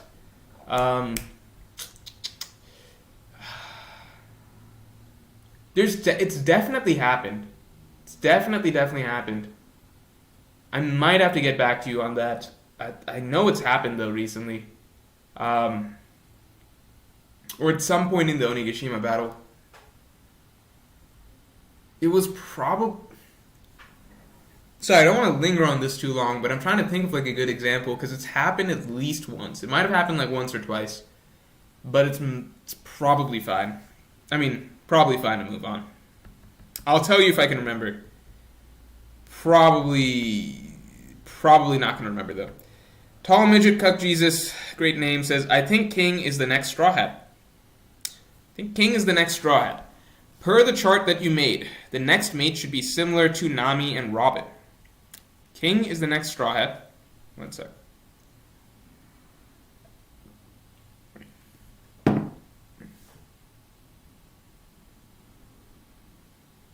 I'm trying to process this.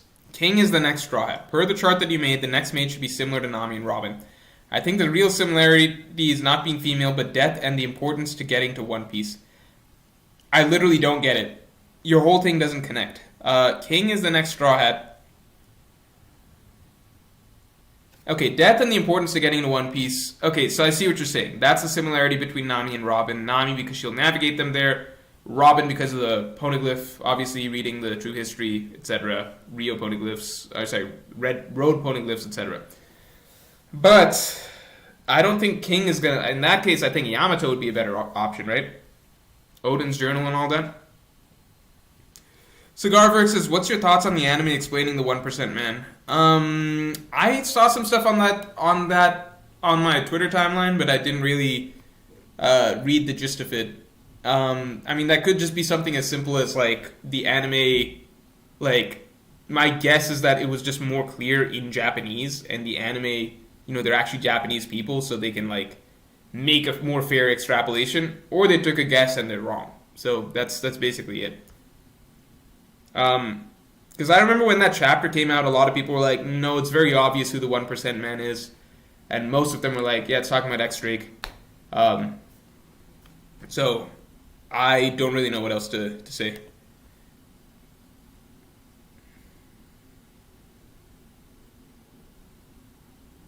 Behanort says, Math is my friend from Discord. He keeps saying he's ugly and dumb and his music is bad, but you said he's great, therefore it's the truth. Oh, okay, I didn't know it was like a nice... I couldn't understand what you were saying right there. I literally didn't understand. Math is my friend from Discord. I've not been in the Discord in a long, long time, so I don't know Math, but he keeps saying he's ugly and dumb and his music is bad. Look, Math, you're great. And Behanort did not pay me to say that this time. I don't know what else to say, but I think it's very often that you can have a worse opinion of yourself than other people do. And I think that if you enjoy playing music, then like I don't think like if you enjoy playing music, I don't think that you would put out music that you yourself don't like, right? So if you yourself don't like it, then if you yourself like it, then obviously that doesn't mean that other people are gonna like it, but like it does mean that there are other people out there who will like there's some people out there who will like it. And I think it's much easier, especially when you're producing something like artistic, to just be like, other people won't like this. But if you made it for a reason, then that means that you like it, which means that there is something probably about it that other people will like, even if not everybody likes it. I don't know if that makes any sense or helps in any way, but I do think that a lot of people tend to have a much more negative perception of themselves than like the outside world does. And I think it can be, because I've had friends like this where I think that like it's very easy to misinterpret things from, how do I even explain this? But like, it's easy to misinterpret things as basically being like more negative than they are. Like I don't know. I've seen people basically like allow kind of just, like, take the worst assumptions out of every little interaction. Do you know what I mean? And that just turns into a spiral where you start thinking that, I guess you're ugly, you're not smart, etc. When really you might be overblowing a lot of things that you're experiencing. Not to say it's not valid. I think I probably shouldn't have gone down this rabbit hole, but I just wanted to talk about it a little bit. I'm gonna leave it alone for now. Ninerbot says, "Do you think Fairy Tail is a ripoff of One Piece?" I don't even know. I think, yeah, it rips off aspects of One Piece, like Shanks, Guild Arts, etc. I think it's like a bit of a caricature of what One Piece could be. As they yell about Nakama like every 10 seconds. I liked Fairy Tail initially. I thought some of the early arcs were actually like enjoyable. And then it just kind of really, really, really, really like doubled down on all of like the cheesiest aspects of itself. Like, at first, I think I viewed it as, like, similar, like... Well, I was very young when I read Fairy Tail. So, maybe it wasn't even good at the beginning. And maybe I just got older and I was like, it's not good. I don't really have much to say about Fairy Tail. I think enough people are mean about Fairy Tail that I don't think I have to say anything about Fairy Tail. I'll just leave that series alone. Brim says, "Love your channel." Thank you, Brim. Appreciate it. Alright, now we're caught up. Pretty much. Kid Spicken says, "Lazy analogy." What does that even mean? I guess that was too far back for me to know what he's talking about. I bet it was a great analogy.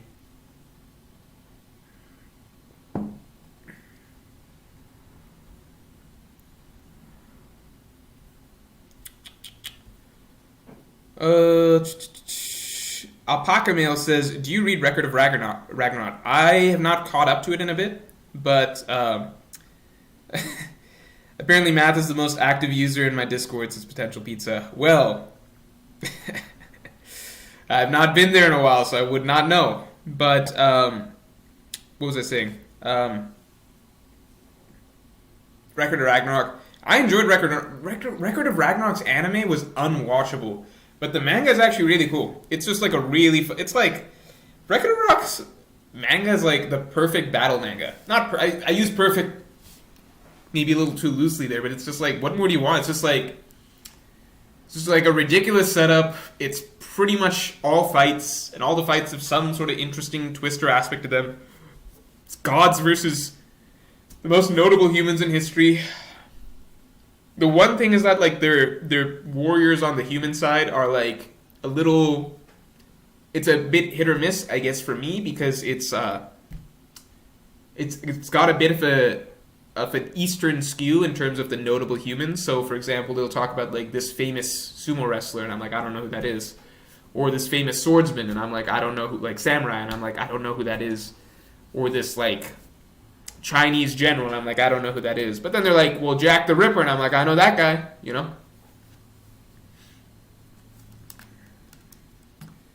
One sec. Oh fuck, this mouse isn't connected. Bard here says, Super Chat from the Poke Squad. Hey Moj, I was wondering if the raid does fail and the Flying Six get back up, are we getting new matchups or a continuation of the first fights? I think we would get a rerun of some of the matchups, because like Usopp never fought Page 1, for example. I still think that Sasaki-Frankie connection that a lot of people speculated on could be a thing. The one thing I don't believe we'll get, though, is Black Maria versus Robin. I feel like that fight felt pretty conclusive and final. That felt right to me. Now, on the Tobi Roppo getting back up, go read what Crocodile said about zone users after they beat them in Impel Down. There's like a whole page that Oda dedicated to the fact that zone users, and particularly awakened zone users, tend to play dead. And that them being defeated doesn't actually mean that they're defeated. Go read that full page, because the way I'm making it sound makes it sound like, oh, it's just Morge talking crazy. But if you read read that whole thing, read what Crocodile says about the Impel Down guards after they go down. It's like very, very... Oda like writes a full scene to make a point of it that like, look, awakened zone users, they might look like they go down, but they actually are very likely to get back up soon. Just saying, just my 2 cents. Just my thoughts.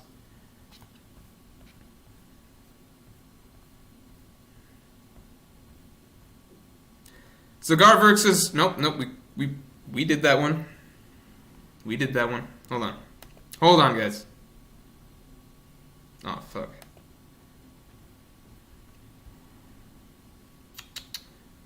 One sec.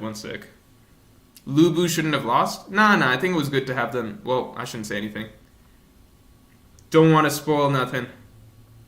But I already did.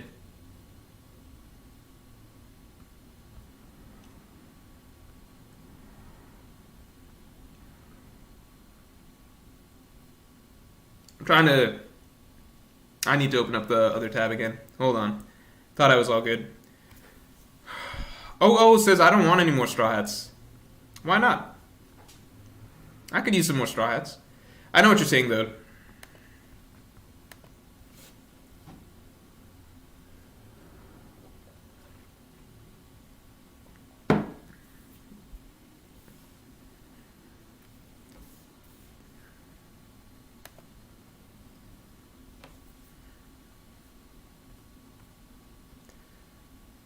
Yamil Diaz says, do you remember the 13 cats in cover 861 and the 13 zodiac signs? Plus the 444 theory suggests 13 crew. So after Carrot and Yamato, we should get one. Yeah, I mean, I talked about in my video of like how many Straw Hats I expect, or the final Straw Hats or whatever. I've talked about, I think that 12 followers makes sense. One of the reasons being, and people, like, this would require a longer video kind of defending this argument. I think there are you can find soft connections to Christianity throughout One Piece. Leader and 12 followers, it is a thing, right? Luffy does technically play the role of the Messiah in the context of the story of One Piece. That is essentially what he is in this world to do, to bring the dawn of the world. And he needs his followers to help him do it. There are enough soft parallels to Christianity throughout One Piece that you could strongly make the argument. And plus 444, there's a certain parody to it. 4 from East Blue, 4 from the Paradise, and 4 from the New World. It just fits. I'm strongly support the 444 theory. Angel Rise says, have you checked out D. Gray Man? I have not, but I've thought about it. I've thought about it. It looks interesting. It has a great mystery build-up, kind of like One Piece. Also, it's pronounced Reyes. Reyes. Sorry, Angel Reyes. My bad. I will remember for next time, probably. I might check out D. Gray Man. Is it D. Gray Man? Is it like Dr. Gray Man? Is it short for something? I might check it out. I've wanted to check it out for a while. Jordan Taylor says, you never explained why you like Beelzebub so much. The creator recently lost his second series, which sucks because I really liked it. Beelzebub was really, really, really, really, really funny. I thought it was a really, really funny series. Like, really, really... it was just a good time. It was a really funny series. I did not like it for... it's not like a very serious, dramatic series or anything like that. It was just a really great comedy, in my opinion. I think it had some of the funniest running gags, funniest characters, etc. And the action was fun. It was enjoyable. Like, it was a nice mix of, action and comedy, basically.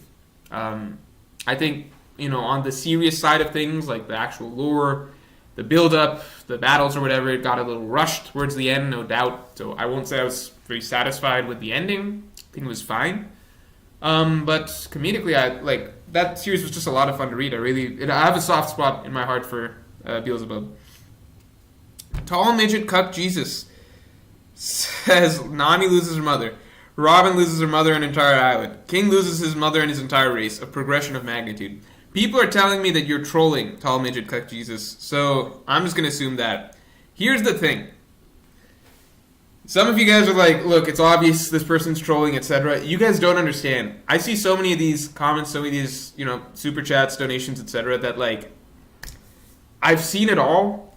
I've seen some people say wildly ridiculous things that they do seriously believe. And, just theories that people really, really seem are obvious, or, like, connections or whatever. And, like, I don't want to, like, laugh at anybody's stuff. Like, if I think it's obviously a troll, I'll say it. But, like, look. If Tall Midget Cuck Jesus thinks that King's going to join the crew, then who am I to laugh at that? But, no, Tall Midget Cuck Jesus, I don't think that's going to happen. Jag1901 says, Hey, Morge, don't know if you've already talked about this, but have you watched Arcane? God damn it. How many Arcane questions? If so, not your fault, obviously. But I might have to watch it at the rate that so many people are telling me to watch it. If so, what do you think about it? Sorry if I'm just adding to the probable mountain of questions about it. I guess I've only gotten a few questions about Arcane, but I've not watched it. Look, I'm sure it's good. I'm really sure it's good. I've seen so many positive things about it. So many people seem to think that it's, like, the best thing ever. I could believe that. Like, I wouldn't be surprised if Arcane's actually really, really good. I definitely believe it. I just don't want to. If enough people keep, like, ranting and raving about it, I probably will just push myself to watch it. It's just that, like, getting invested in a TV show is such a time suck, So I would rather not. If I can avoid it, I'm going to try to not watch Arcane, basically. But if I keep seeing, everybody talking about it on Twitter, on YouTube, Reddit, etc. Well, not Reddit, but, just in general, people really talking about it, I'll probably give it a try at some point. You know what I really need? I think once it gets to the point that people in real life are telling me, hey, watch this show, like with Invincible, that's when I'm kind of like, all right, it's spread everywhere. It's not just, the weebs. I gotta give it a try. Darth Pumpkin says, you should fill the whole shelf with Morge plushes. The background's about to change. Over the course of the next week, I'm trying to change the background. To something that's actually, aesthetically pleasing instead of just sad like the current background is. So, the Morge plush will feature in the background, though. Guaranteed. Tall Midget Cuck Jesus says, Nami gets them to One Piece, Robin leads them to One Piece, King will likely be able to help Luffy use One Piece. Tall Midget Cuck Jesus, too many people have told me you're trolling, I can't believe you at this point anymore. I'm sorry. Crow Stray God says, the Whitebeard Pirates would be solid if people just stayed on board. Odin, Ino, Neko come back after Roger dies. BB doesn't kill Patch, meaning Ace stays. Dude, the Whitebeard Pirates would be insane if everybody, if all those guys stayed on board. The Marines that have a real problem. If they rolled up to Marineford like that. And with Whitebeard, if Whitebeard was magically in his prime, I don't know. I don't know how the Marineford War goes anymore.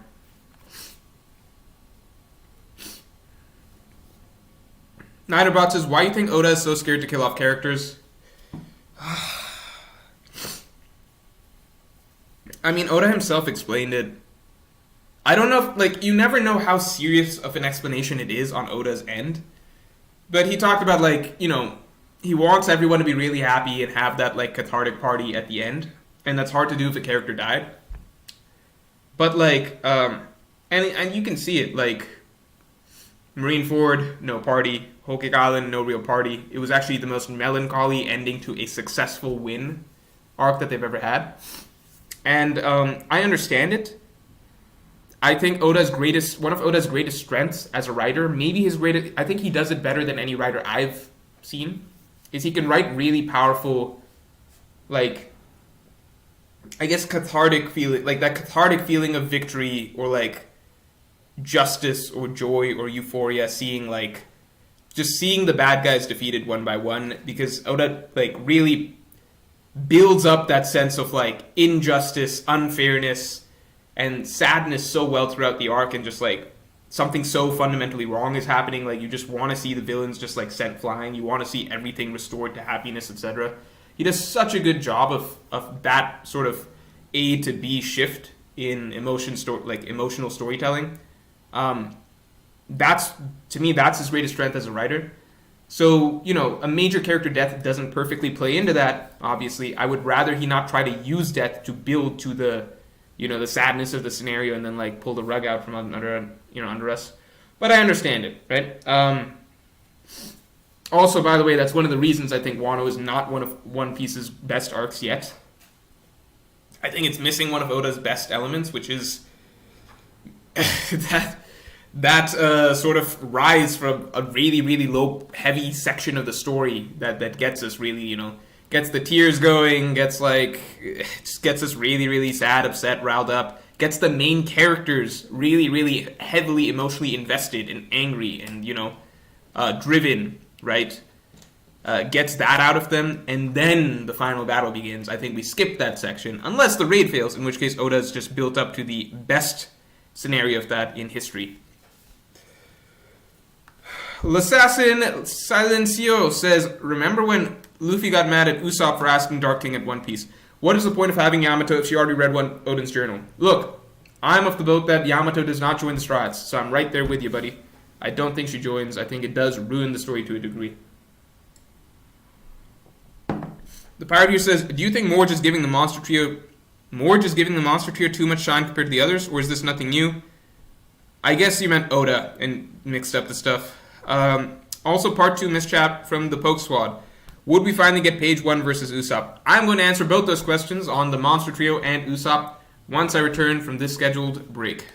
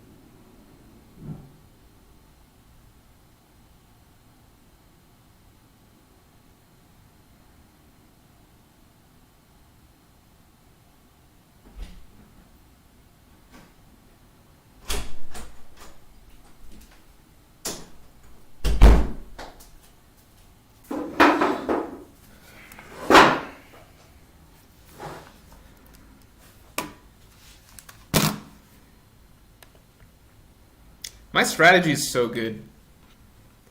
I leave you guys with a question, and then I take a break. It's so good. Has any other streamer ever come up with this strategy? I doubt it. I think I might be a pioneer in that strategy, the break strategy. So, do I think Oda is giving the Monster Trio too much shine compared to the others? I mean, yes, 100%. Like, if this is the final battle, then, like, Jesus Christ, what happened to Brook? What happened to Usopp? You know? Yeah, I think 100%. I mean, again, like, in general, for the Straw Hats, like, only Luffy and Zoro really had like much of a plot line for the majority of Wano in general. So everyone else was kind of ignored for most of Onigashima, and for most of Wano Act 1 and Act 2. And then in Onigashima, everyone kind of got like a spotlight really briefly. But it's just that Zoro and Sanji kind of get more shine, reason being that Zoro had some setup from Act 2 to go off of, which is getting Enma, right? Some setup regarding Shimotsuki stuff. It's drawing from his actual past, right? Like his childhood, etc. So Zoro, there was enough basic stuff set up for him that we can get some good character stuff now. And Sanji had nothing throughout Wano, but Whole Cake Island, Oda can pick up from Whole Cake Island and write some stuff in for Sanji right now for Wano, right? So I think that, yeah, the Monster Tree are getting too much shine compared to the other Straw Hats, but really, I would just rather the other Straw Hats get, the equivalent amount of shine. It's just hard to do that when they didn't really have anything for Act 1 or Act 2.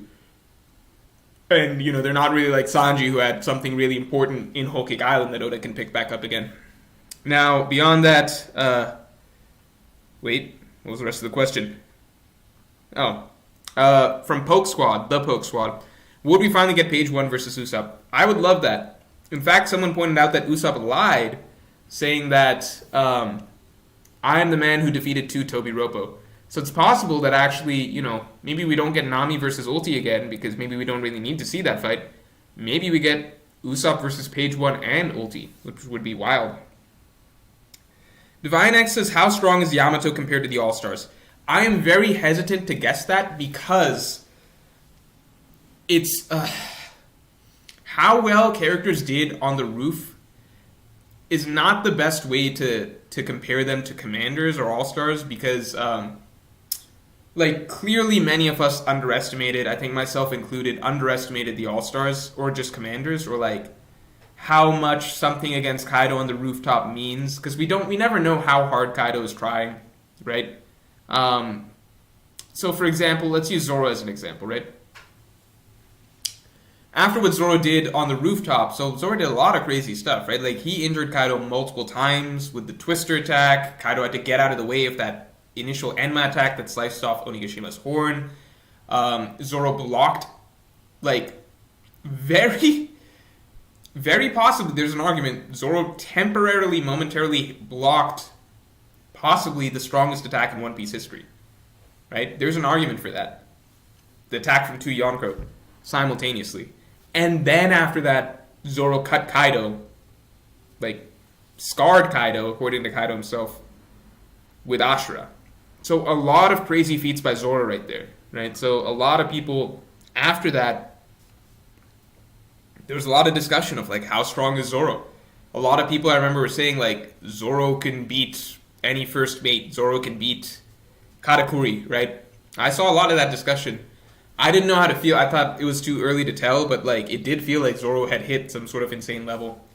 And then we actually got to Zoro versus King, and we got the reminder that these first mates are not, they're nothing to underestimate. They're really, really, really strong. So I think it's too hard to call Yamato versus a first mate right now. I think it's literally too hard to call. Because Yamato just... The tricky thing is, after Yamato got, she started wielding advanced Conqueror's Haki, that's when it becomes really tricky to start comparing. Yeah, I think at that point it became really tricky to start comparing. I think before that point, I'd definitely say that she's, around the level of the All-Stars. Whether using advanced Conquerors has, leveled her up to something else, I don't know. But at the moment, I'm just not going to try and guess. Let's wait for, a better measuring stick. The Last Orphan says, do you think Haki is the source of most pre-time skip power scale issues? How do you think it muddies post-time skip power scaling due to Marineford? I don't think... I think if we got some simple comparisons, right? How do I say this? It doesn't... I think at the top level, right, it doesn't muddy that much, because what we saw at Marineford is what we saw at... we got the idea of, how commanders stack up to admirals, for example, right? We got to see, Whitebeard versus some admirals. We got to see, some skirmishes with like Garp and Sengoku and such taking action. I don't think Haki, like the stuff we got to see if like the strongest characters, I don't think it's muddied too much by Haki because we know they were using it even if we couldn't tell. Like we saw the admirals create a barrier, invisible barrier against Whitebeard. We saw them somehow dodging his attacks, right, with his armament Haki attacks. So that tells us observation Haki or even possibly advanced observation Haki like Katakuri. Stuff like that. So we've got lots of evidence and stuff. I think it's more tricky for like the lower you go because it gets harder to scale like, well, what does pre-time skip Lucci, where does he stack against like, you know, New World characters, right? Like, does he get beaten by New World fodder or would he actually still do well in like, let's say, the Dressrosa tournament, stuff like that. I think I've always maintained that the simplest thing would be if we see a Pacifista, the more we get to see of Pacifista in the New World, the better we get an idea of how like pre-time skip stuff scales to post-time skip stuff, because Pacifista are the perfect benchmark. They're robots. We saw for a fact that they're roughly equal to the full Straw Hat crew pre-time skip. So if we get to see some post-time skip and see how characters do against Pacifista post-time skip, that gets us a very, very clear measuring stick. Super Domestication says, how's Oda going to square the cathartic party at the end of this arc and the looming threat of the world government? Well, if Onigashima is the final battle, if it's the final battle, then I've mentioned this before, I don't think that we get more fighting against the world government after that, because that's just not how... It just doesn't work. Like it ruins so much of Oda's style of storytelling, you know? So, like, look at every final battle, like Dressrosa, Alabasta, Enies Lobby, etc. You don't want more action, like, taking away from the big victory, right? Anything that comes with the world government, generally, historically, has been they've escaped, or it's been put off for a few days so they get to, like, dwell in their victory, stuff like that. I think with Wano, if this is the final battle, my guess was in the past that I talked about the 4 routes of the Marines in Wano. What I guessed was that the Marines would realize that they can't just swoop in like vultures and take Wano for themselves like they were expecting to, because the strength of the Straw Hat Alliance and the Supernova Alliance would be more than they had bargained for. So it would just be a show of force that makes the Marines turn away. Because remember, the Marines are not interested in, like, they don't want to just go to war with Yonkos, right? Unless they feel like they have to. So they think that they're going to get to swoop in and take over the island from the defeated Beast Pirates. They don't realize how strong the Straw Hat crew, etc. are. So I think if they arrived and actually realized that, whoa, they beat these guys straight up, like the Straw Hat Pirates defeated a Yonko crew straight up, and they're still standing. Like, the Straw Hats are in perfectly fine shape for the most part. Right? And, you know, you've got all these other Supernovas, all these Samurai on their side.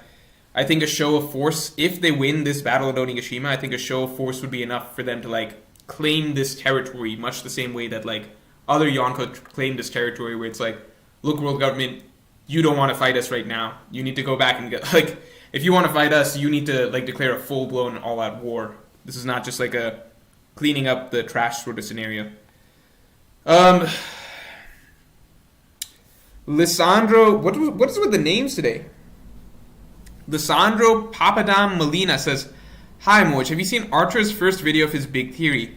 And if you did so, what do you think about what he said about Luffy's dream? Alright, I did want to watch Archer's video because he's been building it up a lot, right? He's dropping it as a series. I don't know if that's the best idea. I think one giant theory might do a little better. But Archer likes his style of presentation, so dropping it one by one, maybe that is gonna fit his way of doing things better and like what his audience expects. For me, I wanted to watch the first thing. I wanted to watch the first part. It was somewhat long. I did accidentally go down to the comments a little bit. The gist of it that I got is that the Luffy's big dream is the world's biggest party. That's not really fair to Archer because I didn't watch the video. So I don't want to like give my comments on it. Because I didn't watch his argument. So it's not really fair to him. But, and I don't even know if that's actually what he said or that's just something I happen to see people saying in the comments. My gut instinct is that if that is Luffy's biggest dream, for me that would be somewhat disappointing, just because it's not. It doesn't feel substantive. It also just feels like almost a given, if that makes sense. That like, you know, we would expect the world's biggest party anyway at the end of the series, right? We kind of just expect that that would happen, and you can like add more meaning to it, I suppose, by like, well, it's unity, it's peace, it's like everyone being free and happy together or whatever, everyone smiling or laughing together or something. Equality, maybe you could throw in a lot of stuff, but it still doesn't feel like a really substantive dream to have. Like, it's just not a. It's not bad. It's just not. And this is nothing towards Archer. I'm saying like I'm contemplating the idea and how I would like it. I don't know if it's like an accurate theory or not. I'm not judging the accuracy of the theory. Maybe he's got a million good reasons for why that is the dream. I'm just saying like, would I like that being, what Luffy and Roger have been hiding? I think no. It just doesn't feel like that interesting to me, I guess, as like this hidden desire that Oda's been hiding. So it's not interesting, I guess.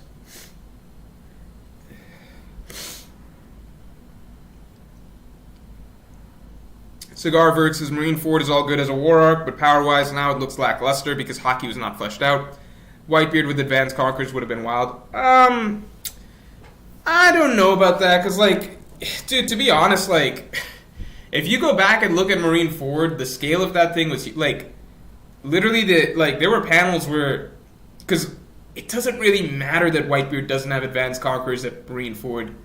Whitebeard had the Gura Gura fruit, which is, to this day, by far the wildest, most destructive fruit we've ever seen, right? Like, put it this way, it took the three admirals had to all together use advanced armament haki to stop an attack from Gura Gura no Mi. You can get technical and be like, well, we don't know if it took all three or something like that, but like that was what was shown to us, right? Visually, that's what it at least appears like. Maybe a single admiral could stop it. I don't know, all right? I'm just talking about the scale of things. Like, go back and look at some of the panels in the Marineford War. I've still seen nothing like it. Like, the entire ocean, literally, like, it, like, Marineford, the island, was like this small little, like, it's made to look like this small little, I don't know, like this small little rock, and the entire ocean surrounding it is, like, twisting and turning. Like, the walls of the entire sea are, like, rising far above the island. Like, if you remember the panel, or the chapter where, like, Whitebeard starts his rampage, I suppose. He starts by attacking, I think, John Giant, and then he, like, does this thing where he sort of, like, flips the sea, I suppose. That, like, the effects that Whitebeard was having with his Gura Gura no Mi, like, that's crazy. Like, to put into context, like, splitting the sky, that's great, but Whitebeard did that, like, a week, like, yeah, it's cool that Luffy and Kaido did that, but, like, that's kind of living up to what Whitebeard and Shanks did, like, a week before the Marineford War, like, this type of, like, we're now just getting to, like, what Luffy and Kaido are doing right now, we're now just getting to that level, right, that we were supposedly looking at back in the Marineford days, right? Like, we're now finally hitting that bar that Whitebeard and Shanks set all the way back in pre-time skip, right? So, to me, like, and that was just, like, a casual flex by them. So, to me, the stuff that Whitebeard showed over the course of the Marineford War, I think it's easy to forget, but, like, in terms of scale, like, it still far supersedes Onigashima. Like, people were talking, like, you had bystanders talking about throughout, Marineford, like, on faraway islands, like Sabaody, talking about, like, whoa, we're experiencing earthquakes. Like, all over the world, they're experiencing earthquakes and tsunamis and stuff. So, I don't really know what to say. Like, as long as Whitebeard had the Gura Gura no Mi, you got, like, several admirals and stuff there. Like, the scale of that war was significantly bigger than what's happening here.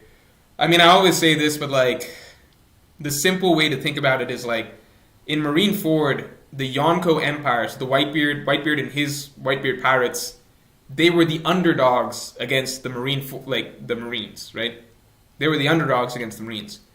In Onigashima, it's the Alliance that's the underdogs against the Yonko Empire, right? So the Straw Hats are to the Straw Hat Alliance is to the Yonko Empire what the Yonko Empire is to the Marines, and like all the Shichibukai lined up together.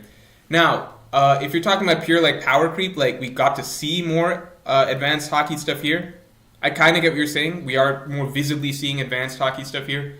But at the same time, again, if you go back to Marine Ford, you can see the admirals using advanced armament to block Whitebeard's attacks. What Aokiji does and Kizaru does to avoid certain hockey-based attacks, even though they're Logia, that seems strongly implied to be, Future Sight advanced observation hockey, because it mimics exactly what effect Future Sight gives someone like Katakuri, which is being able to dodge armament hockey attacks, even though they're armament hockey attacks. So, I still think that there's lots of the stuff that you're seeing there hinted at back in Marine Ford, even if it wasn't as explicit. That's my opinion. Tall Midget Cuck Jesus says, it's costing me $4.99 to tell you this wasn't a troll. Just wait and see. King, then Vivi, then someone else. Don't know the last one yet. Alright, King. Tall Midget Cuck Jesus. I'm sorry if you weren't actually trolling. If it turns out that you were correct, then you will be remembered for sure. I will definitely go back and give you credit. Catherine Griffin says, did you wash your hands? Yes, I did. Yamil Diaz says, we have giants, dwarves, and long limbs in the Grand Fleet. We're getting fishmen, minks, and onis as crewmates, meaning that the last should be Lunarian, not king. Well, do you know that Sanji's DNA is technically Lunarian? Technically. Not confirmed. But I see what you're saying there. Yeah, maybe it's possible. It's an interesting spin on it. If Tall Midget Cuck Jesus is right, he's the best theorist of all time. Ninja Dragon says, thoughts on Obito as a character. I feel most of the criticism of his character is just a bad understanding of his character. Also same with Aizen. Look, I was never a huge Naruto fan. I really enjoyed the anime for the first part of it. The manga, I read the second half of it sporadically. So there are parts that I've skipped, parts that I've read, parts that I really enjoyed, parts not so much. I can't give the best take on Obito, okay? Because there's parts of the series that I definitely skipped around on. The Final War, I read most of it, but I read pretty much the entire latter set, final stretch of it, when all the crazy stuff is happening, Ten Tails released, etc. So I definitely missed out on a lot of the beats of the developing Obito storyline. I'm not going to say that I think it's good or bad. I just know what happened. I did not think it was good, but that's also partly because I was told by many people that it's not good. You hear it so much, you don't actually go back and read it. So I don't have any thoughts on it. I don't think I could give it a fair shake. I know that some people exaggerate what it is, which is that Obito started this whole war because, a girl rejected him, which is a funny way to spin it. But I understand it's not, accurate, Aizen,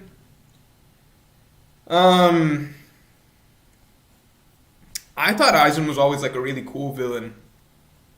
I understand, though, that, maybe things got stretched a bit too far in terms of,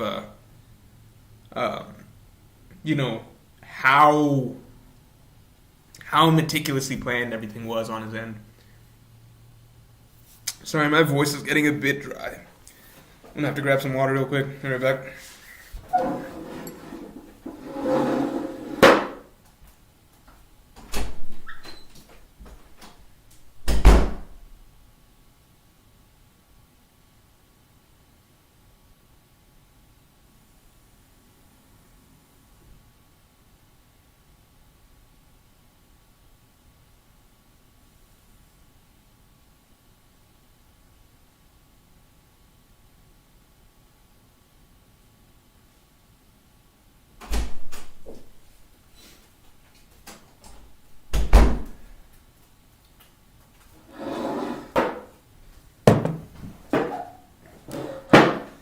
But yeah, I think Aizen is a memeable character, I suppose, but I always thought Aizen was a cool villain. And I think during the time that I was into the big three, I was never quite as big into Naruto as the rest. As I told you, I skipped certain parts of it. But back when I was reading the big three like weekly, Aizen stood out as the most iconic villain of the three. So I'll give it that. Daniel Paredes says, back to your hybrid point. Could that be a way Kaido's awakening gets activated and leads to Luffy being defeated again? Yes, I definitely think so. I think that if I had to envision things, my guess would basically be Luffy's doing well against Kaido, probably goes near fourth, probably winning. Kaido begins losing. Flashback triggers. Post-flashback, Kaido goes into hybrid form. Turning point, things change, Luffy loses, etc. That's my guess. No one in particular says Shanks has the final poneglyph. I would agree, and I think it's on Elbaf, because Elbaf is Shanks' island, and Elbaf will be Shanks' arc. Mamadou Musa says, have you checked Archer O'Hara theory video on Luffy's dream? I responded to this a little earlier. I think you might have seen it. I find it is really good. I responded to it earlier this stream. Basically, I didn't watch it, but I think I got the gist of what happens. I don't think I can give like a fair discussion of it because I didn't watch all of his arguments. I just read the comments. So I'm not going to say like yes or no whether it's likely, but I will say do I like the idea or not. I think no, if it is for Luffy to have a giant party. I personally don't like that idea that much. But I also didn't see Archer's details on it. I'll get around to watching it soon because I know he put a lot of work into it, and I'm sure, you know, the way he does things, he's very meticulous, and he has a lot of knowledge of the series, so I'd be interested to see what he has to say. Is Kureha the beneficiary of the eternal youth surgery? I prefer the idea that Kureha is just like a really good doctor, and she's able to stay alive for so long because she's a really good doctor. I like that idea a lot better.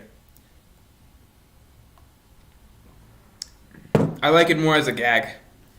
Darth Pumpkin says, can't wait to see Raizo's fight next chapter.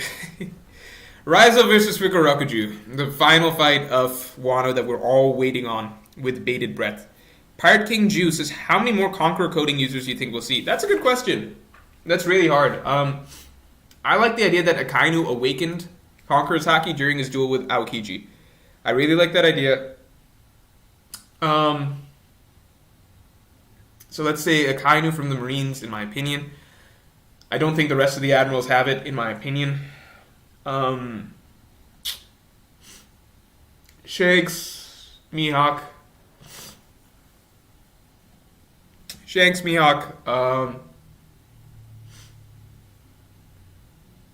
Who else we got? If we go back to the olden times, Rocks, Dragon.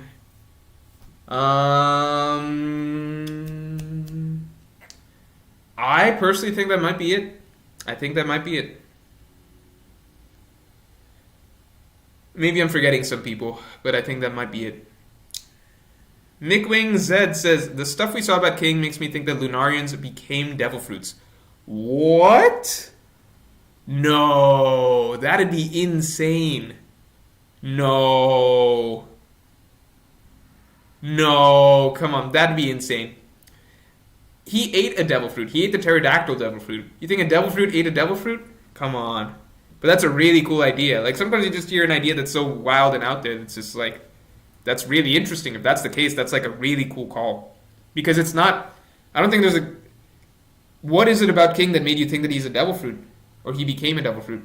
Or that Lunarians became devil fruit? Devil fruits. I didn't see anything that indicated that to me. That's just an interesting idea.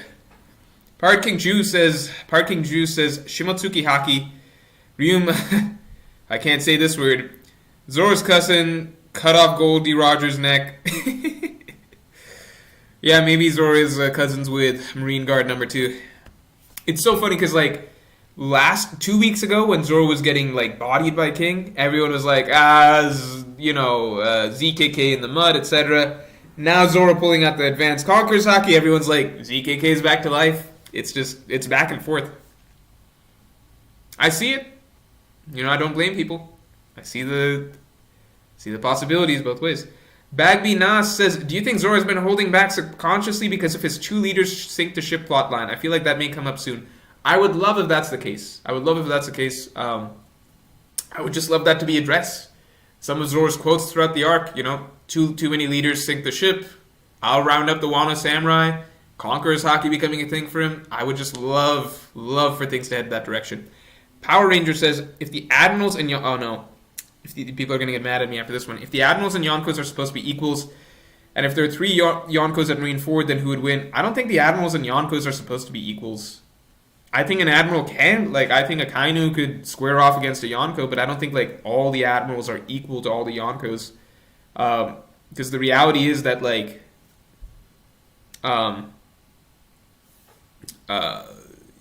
Marines kind of sweat when these Yonkos team up.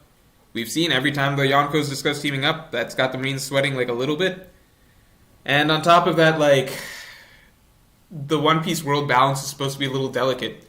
So yeah, the Marines all together, they can beat any individual Yonko crew, but the Yonko are also their own like enemies with each other.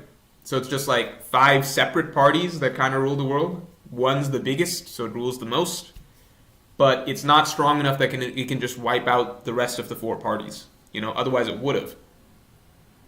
But the Yonko, if they ever teamed up with each other, then the Marines start having a problem, and that's like these are all things that have been established multiple times.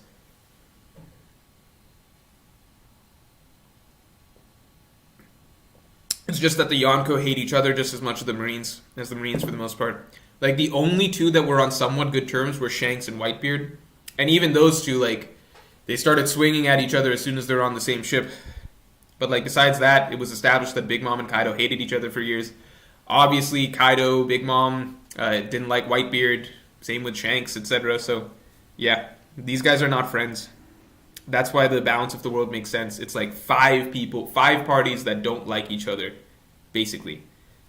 And one party rules the world because it's the biggest, and it can beat anyone else individually, but it's not so ridiculously in control that, like, if these other parties started teaming up, that it would be guaranteed to win. That's what's been established. I'm not going to be like, calculate, like, 2 Yonko crews will beat the Marines, 3 Yonko... I don't know what the math adds up to. Maybe it's 2 Yonko crews together. Maybe it's 3 Yonko crews together. Maybe it's 4. I don't know. But clearly the Marines start getting scared when, like, the possibilities of team-ups start happening. Tall Midget Cuck Jesus says, Nami was the most important crewmate for Arlong, Robin was the most important crewmate for Crocodile, and King is likely the most important to Kaido.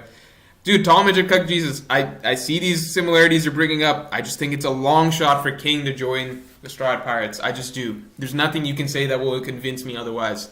If you're correct on it, you're a genius. But it's hard for me to imagine. Power Ranger says, King's race can survive in any harsh environment. So does that apply to Devil Fruits too? Hockey aside, can the magma/ice fruit hurt King? Yes, I definitely think magma and ice and things like that can hurt King.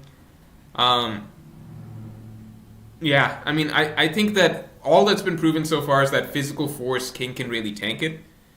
And even on top of that, like, Zora's initial attack, when he came out of his, cast, his cocoon or whatever, that seemed to affect King. So it's hard to tell. We need to see the limits of King's abilities first. Angel Reyes says, who's a better villain, Aizen or Arlong with Fishman Island context? I mean, Aizen. Aizen. Like, you're talking about a better... Even with Arlong, I don't know how well written of a character he is, because, like, I think he's a good villain, and I think the more context we get around him, like, it does provide a more nuanced perspective to why he was the way he was. Definitely. It's just that we didn't have any of that information when he was the actual villain of the story. Sorry, but, so I don't, like, retroactively, like, you don't really feel that stuff when you're reading Arlong Park, but I think Aizen's, like, a really, really cool villain. Like, he's, I don't know, like, he just had such a presence in the story.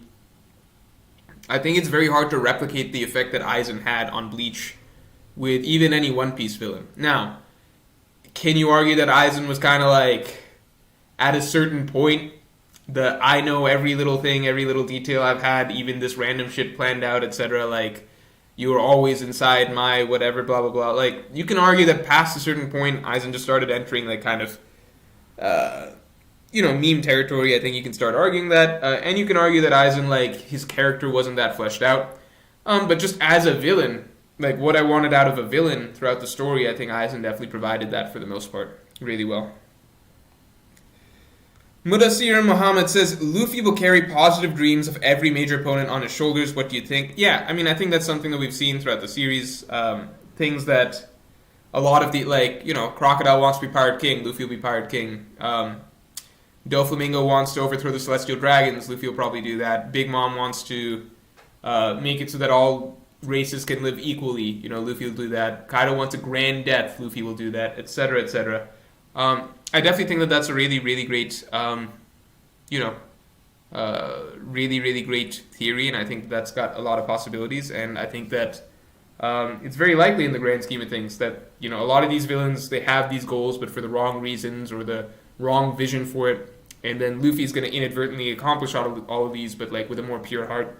I like that a lot. JPress P says from Brago stream, who is sexier, Shanks or Mihawk? Also, who is your top 5 sexiest One Piece dudes? I saw the screenshot of this because it was going around Twitter.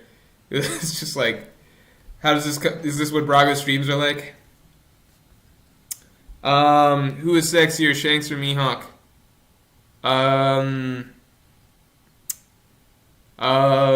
They just have like different styles, right? Because like Mihawk's got this like this weird, not weird, like, how do I say this? Mihawk's design is more slick, right? Like it's more slick, it stands out more, etc. But Shanks with the scar and stuff, I don't know. Like, it probably depends on what people value, right? And then I'm not going to answer the rest of that question because I think that's probably already enough for you guys. That's probably already enough. Alright, time to load up normal chat.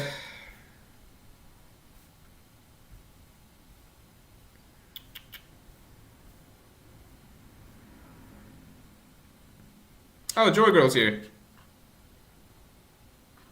I feel like people have been coming in. Like JD came in. Joy Girl's here. Joy Girl's saying, hey, Chinho Wong. Yeah, I know you're friends with these people because you steal them to your stream. That's okay, though.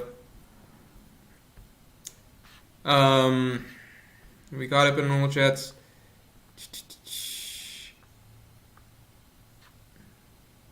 The Morge will raid? What does that mean?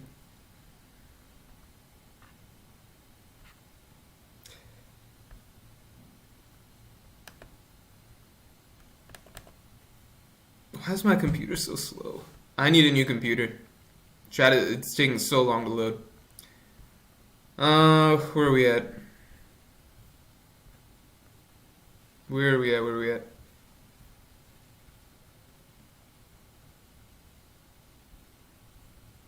Oh my god, I'm so far behind.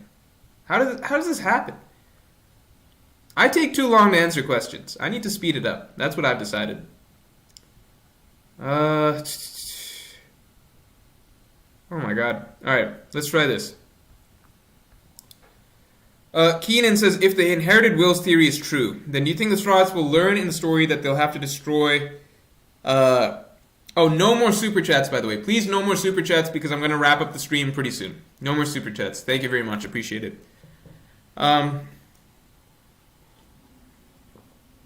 If the inherited wills theory is true, when do you think the Straw Hats will learn in the story that they'll have to destroy the Red Line? After Wano, after Elbaf, at Laugh Tale, or when they get to Reverse Mountain? I think at Laugh Tale, in my opinion. I think that'll be the final piece. Vivek says, do you think the Gorosei are on those ships coming to Wano? I think Blackbeard will strike Alabasta for Plutonium, for Pluton, where we get Shanks versus Blackbeard. Your thoughts? I do think we get Shanks versus Blackbeard. I think it is very possible that Blackbeard strikes Alabasta for Pluton, but I also think it's very possible that, like, the world government gets to Pluton first. So I don't know. Angel says, Sandman translated. Queen as Zoro's oldest friend. Yeah, so here's what happened a little bit. I wasn't 100% sure. It felt, reading it, like it was referencing Quina. But I told you, I got spoiled on that last chapter, right? Because people... If you watch the chapter review, I kind of explained it. I got spoiled on that last chapter. So I did read the spoilers. Funnily enough, in the spoilers, they sometimes get some stuff wrong. In the spoilers, towards the end, they were like, they said that the implication is that it might be the same person who Zoro is referring to here. So I already had that in my mind reading the thing. I was like, okay, so it's up in the air, but these translators seem to think that it might be the same person. So when I read it, I was like, I was going in with that presumption or that bias. And so I read it and I was like, okay, it seems like it could be Kuina, but those other guys said that it might be Luffy, and it does feel like it could be Luffy as well. So I wanted to talk a little bit about like the possibility that it's Luffy because it's the one that I preferred. Because I was like, oh, that would be really nice if it is Luffy. So I kind of just, my own bias of what I want it to be, and the pre-framing of the spoilers that, oh, it's referring to, possibly referring to the same person, meaning Luffy. Aras says Onimaru for Straw Hat. That way Chopper still has to struggle with his image as the pet. That'd be funny. But I don't think Onimaru would join. I wonder if Chopper gets a real bounty this arc. I wonder if he earns it. Pirate King Juice says Conqueror Coding, jet pistol to the face, knock out every admiral one shot. I don't think that would happen. I personally don't think they would do that. I don't think it would have that effect. Mr. Helmauger says, do you think Akainu will come to Wano?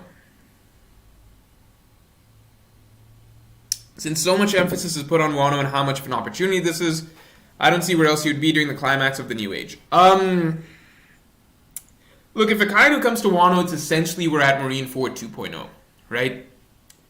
Because at that point, it's like the Fleet Admiral himself showed up with, like, other admirals, most likely. Then it's just Marineford. Like, what's the difference at that point? They're missing the Shichibukai, but they'll have the SSG, who they seem to view as equal. So it's like they literally just declared war.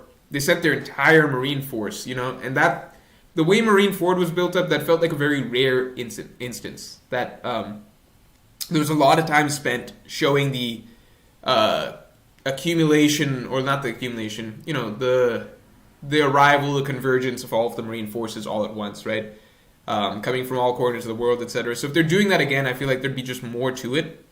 Like, this feels more like just doing it on a whim. Like, okay, let's seize Wano if we have the opportunity. Andrew says, do you think Lunarians are connected to God Valley? Yes, because these things are being included in the same arc. They're kind of coming together. You know. It's kind of all just, like, coming together in the same arc. And, alright, we're at the last of the stuff. Alright. Cronin says, no more super chat. Thanks, Cronin. Hi, Tom. Thank you. Appreciate it. We almost done. Okay. Mahmouda Musa says, do you think it's possible to write a good villain who has no good motivation? Is there a way to write Hordy so people will like him as a villain? I mean, Hordy does technically have a motivation. It's just that it's deliberately based in very shallow reasons, right? That's like the point of the villain. But you know, even though that was the point of the villain, it didn't lead to a very compelling villain. So you can have that be the point, you can have it be deliberate, but still not have something very effective or compelling. A villain with no good motivations. I'm trying to think, because I'm sure that that's been done multiple times before. I mean, it's hard to say, like, what do you call no good motivations? Because, like, at the end of the day, it has to be, like, something like, you know, Sauron wants power or something like that. Like, there's always some shit. Like, if you mean, like, something not very complex and generic, like, oh, I want power, then yeah, I think a lot of classical villains, they fall in that mold. But, literally nothing, I think that's really difficult. Thomas Kaz says, Usopp's new bounty will be 500 mil like Dressrosa. I saw some theories on how the bounties are going to follow a certain pattern. Usopp would have to do a lot. Usopp would have to really, really, really do a lot. Like, really, really, really do a lot. Pedro Lewis's Joker, it's like, yeah, but even the Joker, his motivation is causing chaos, causing, you know, fucking with Batman, which is, like, in its own way, it's like a shallow motivation, but, like, the way that, like, kind of defines his character makes it suddenly a very interesting motivation because it stands out from so many other villains in that regard. I think, like, even the Joker has an interesting motivation, right? It's just not the same. Yeah, I think it's really hard to write a villain without, like, a really... You need a motivation. You just need a... It's hard to write characters it's hard to write characters without motivations, period, right? Like, you just write them, they want to do something or they're aiming to do something, etc., right? Yeah, I can't think of one. All right. I'm going to call it on this stream, I think. Caramelized Guy, or this moment, sorry, I'm a little out of it. Caramelized Guy says, how much did you buy that chair, Morge? It came as a set from IKEA. So, that should tell you everything you need to know. Oh, Miss Super Chat. Thoughts on Dune 2021? You know, I was on, this is the last question I'll answer. This is by Mui Toki. Dune, I watched it, not the full thing, because I watched it on Thanksgiving. I was in my hometown, was at my family's place, and after dinner, it was like, we gotta watch a movie. My sister was pushing Dune, so, put Dune on, and we didn't finish it because my parents were sleepy and they wanted to go to sleep. So I got, I think, 55 minutes of the way through. Thoughts on Dune is that, and I can't give a good take on it because I haven't seen the full thing.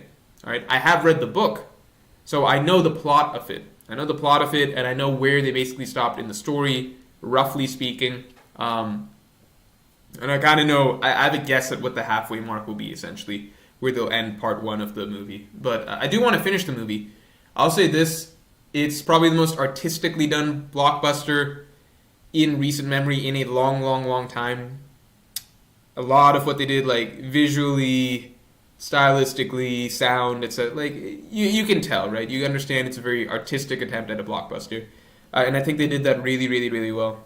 I think that carries an otherwise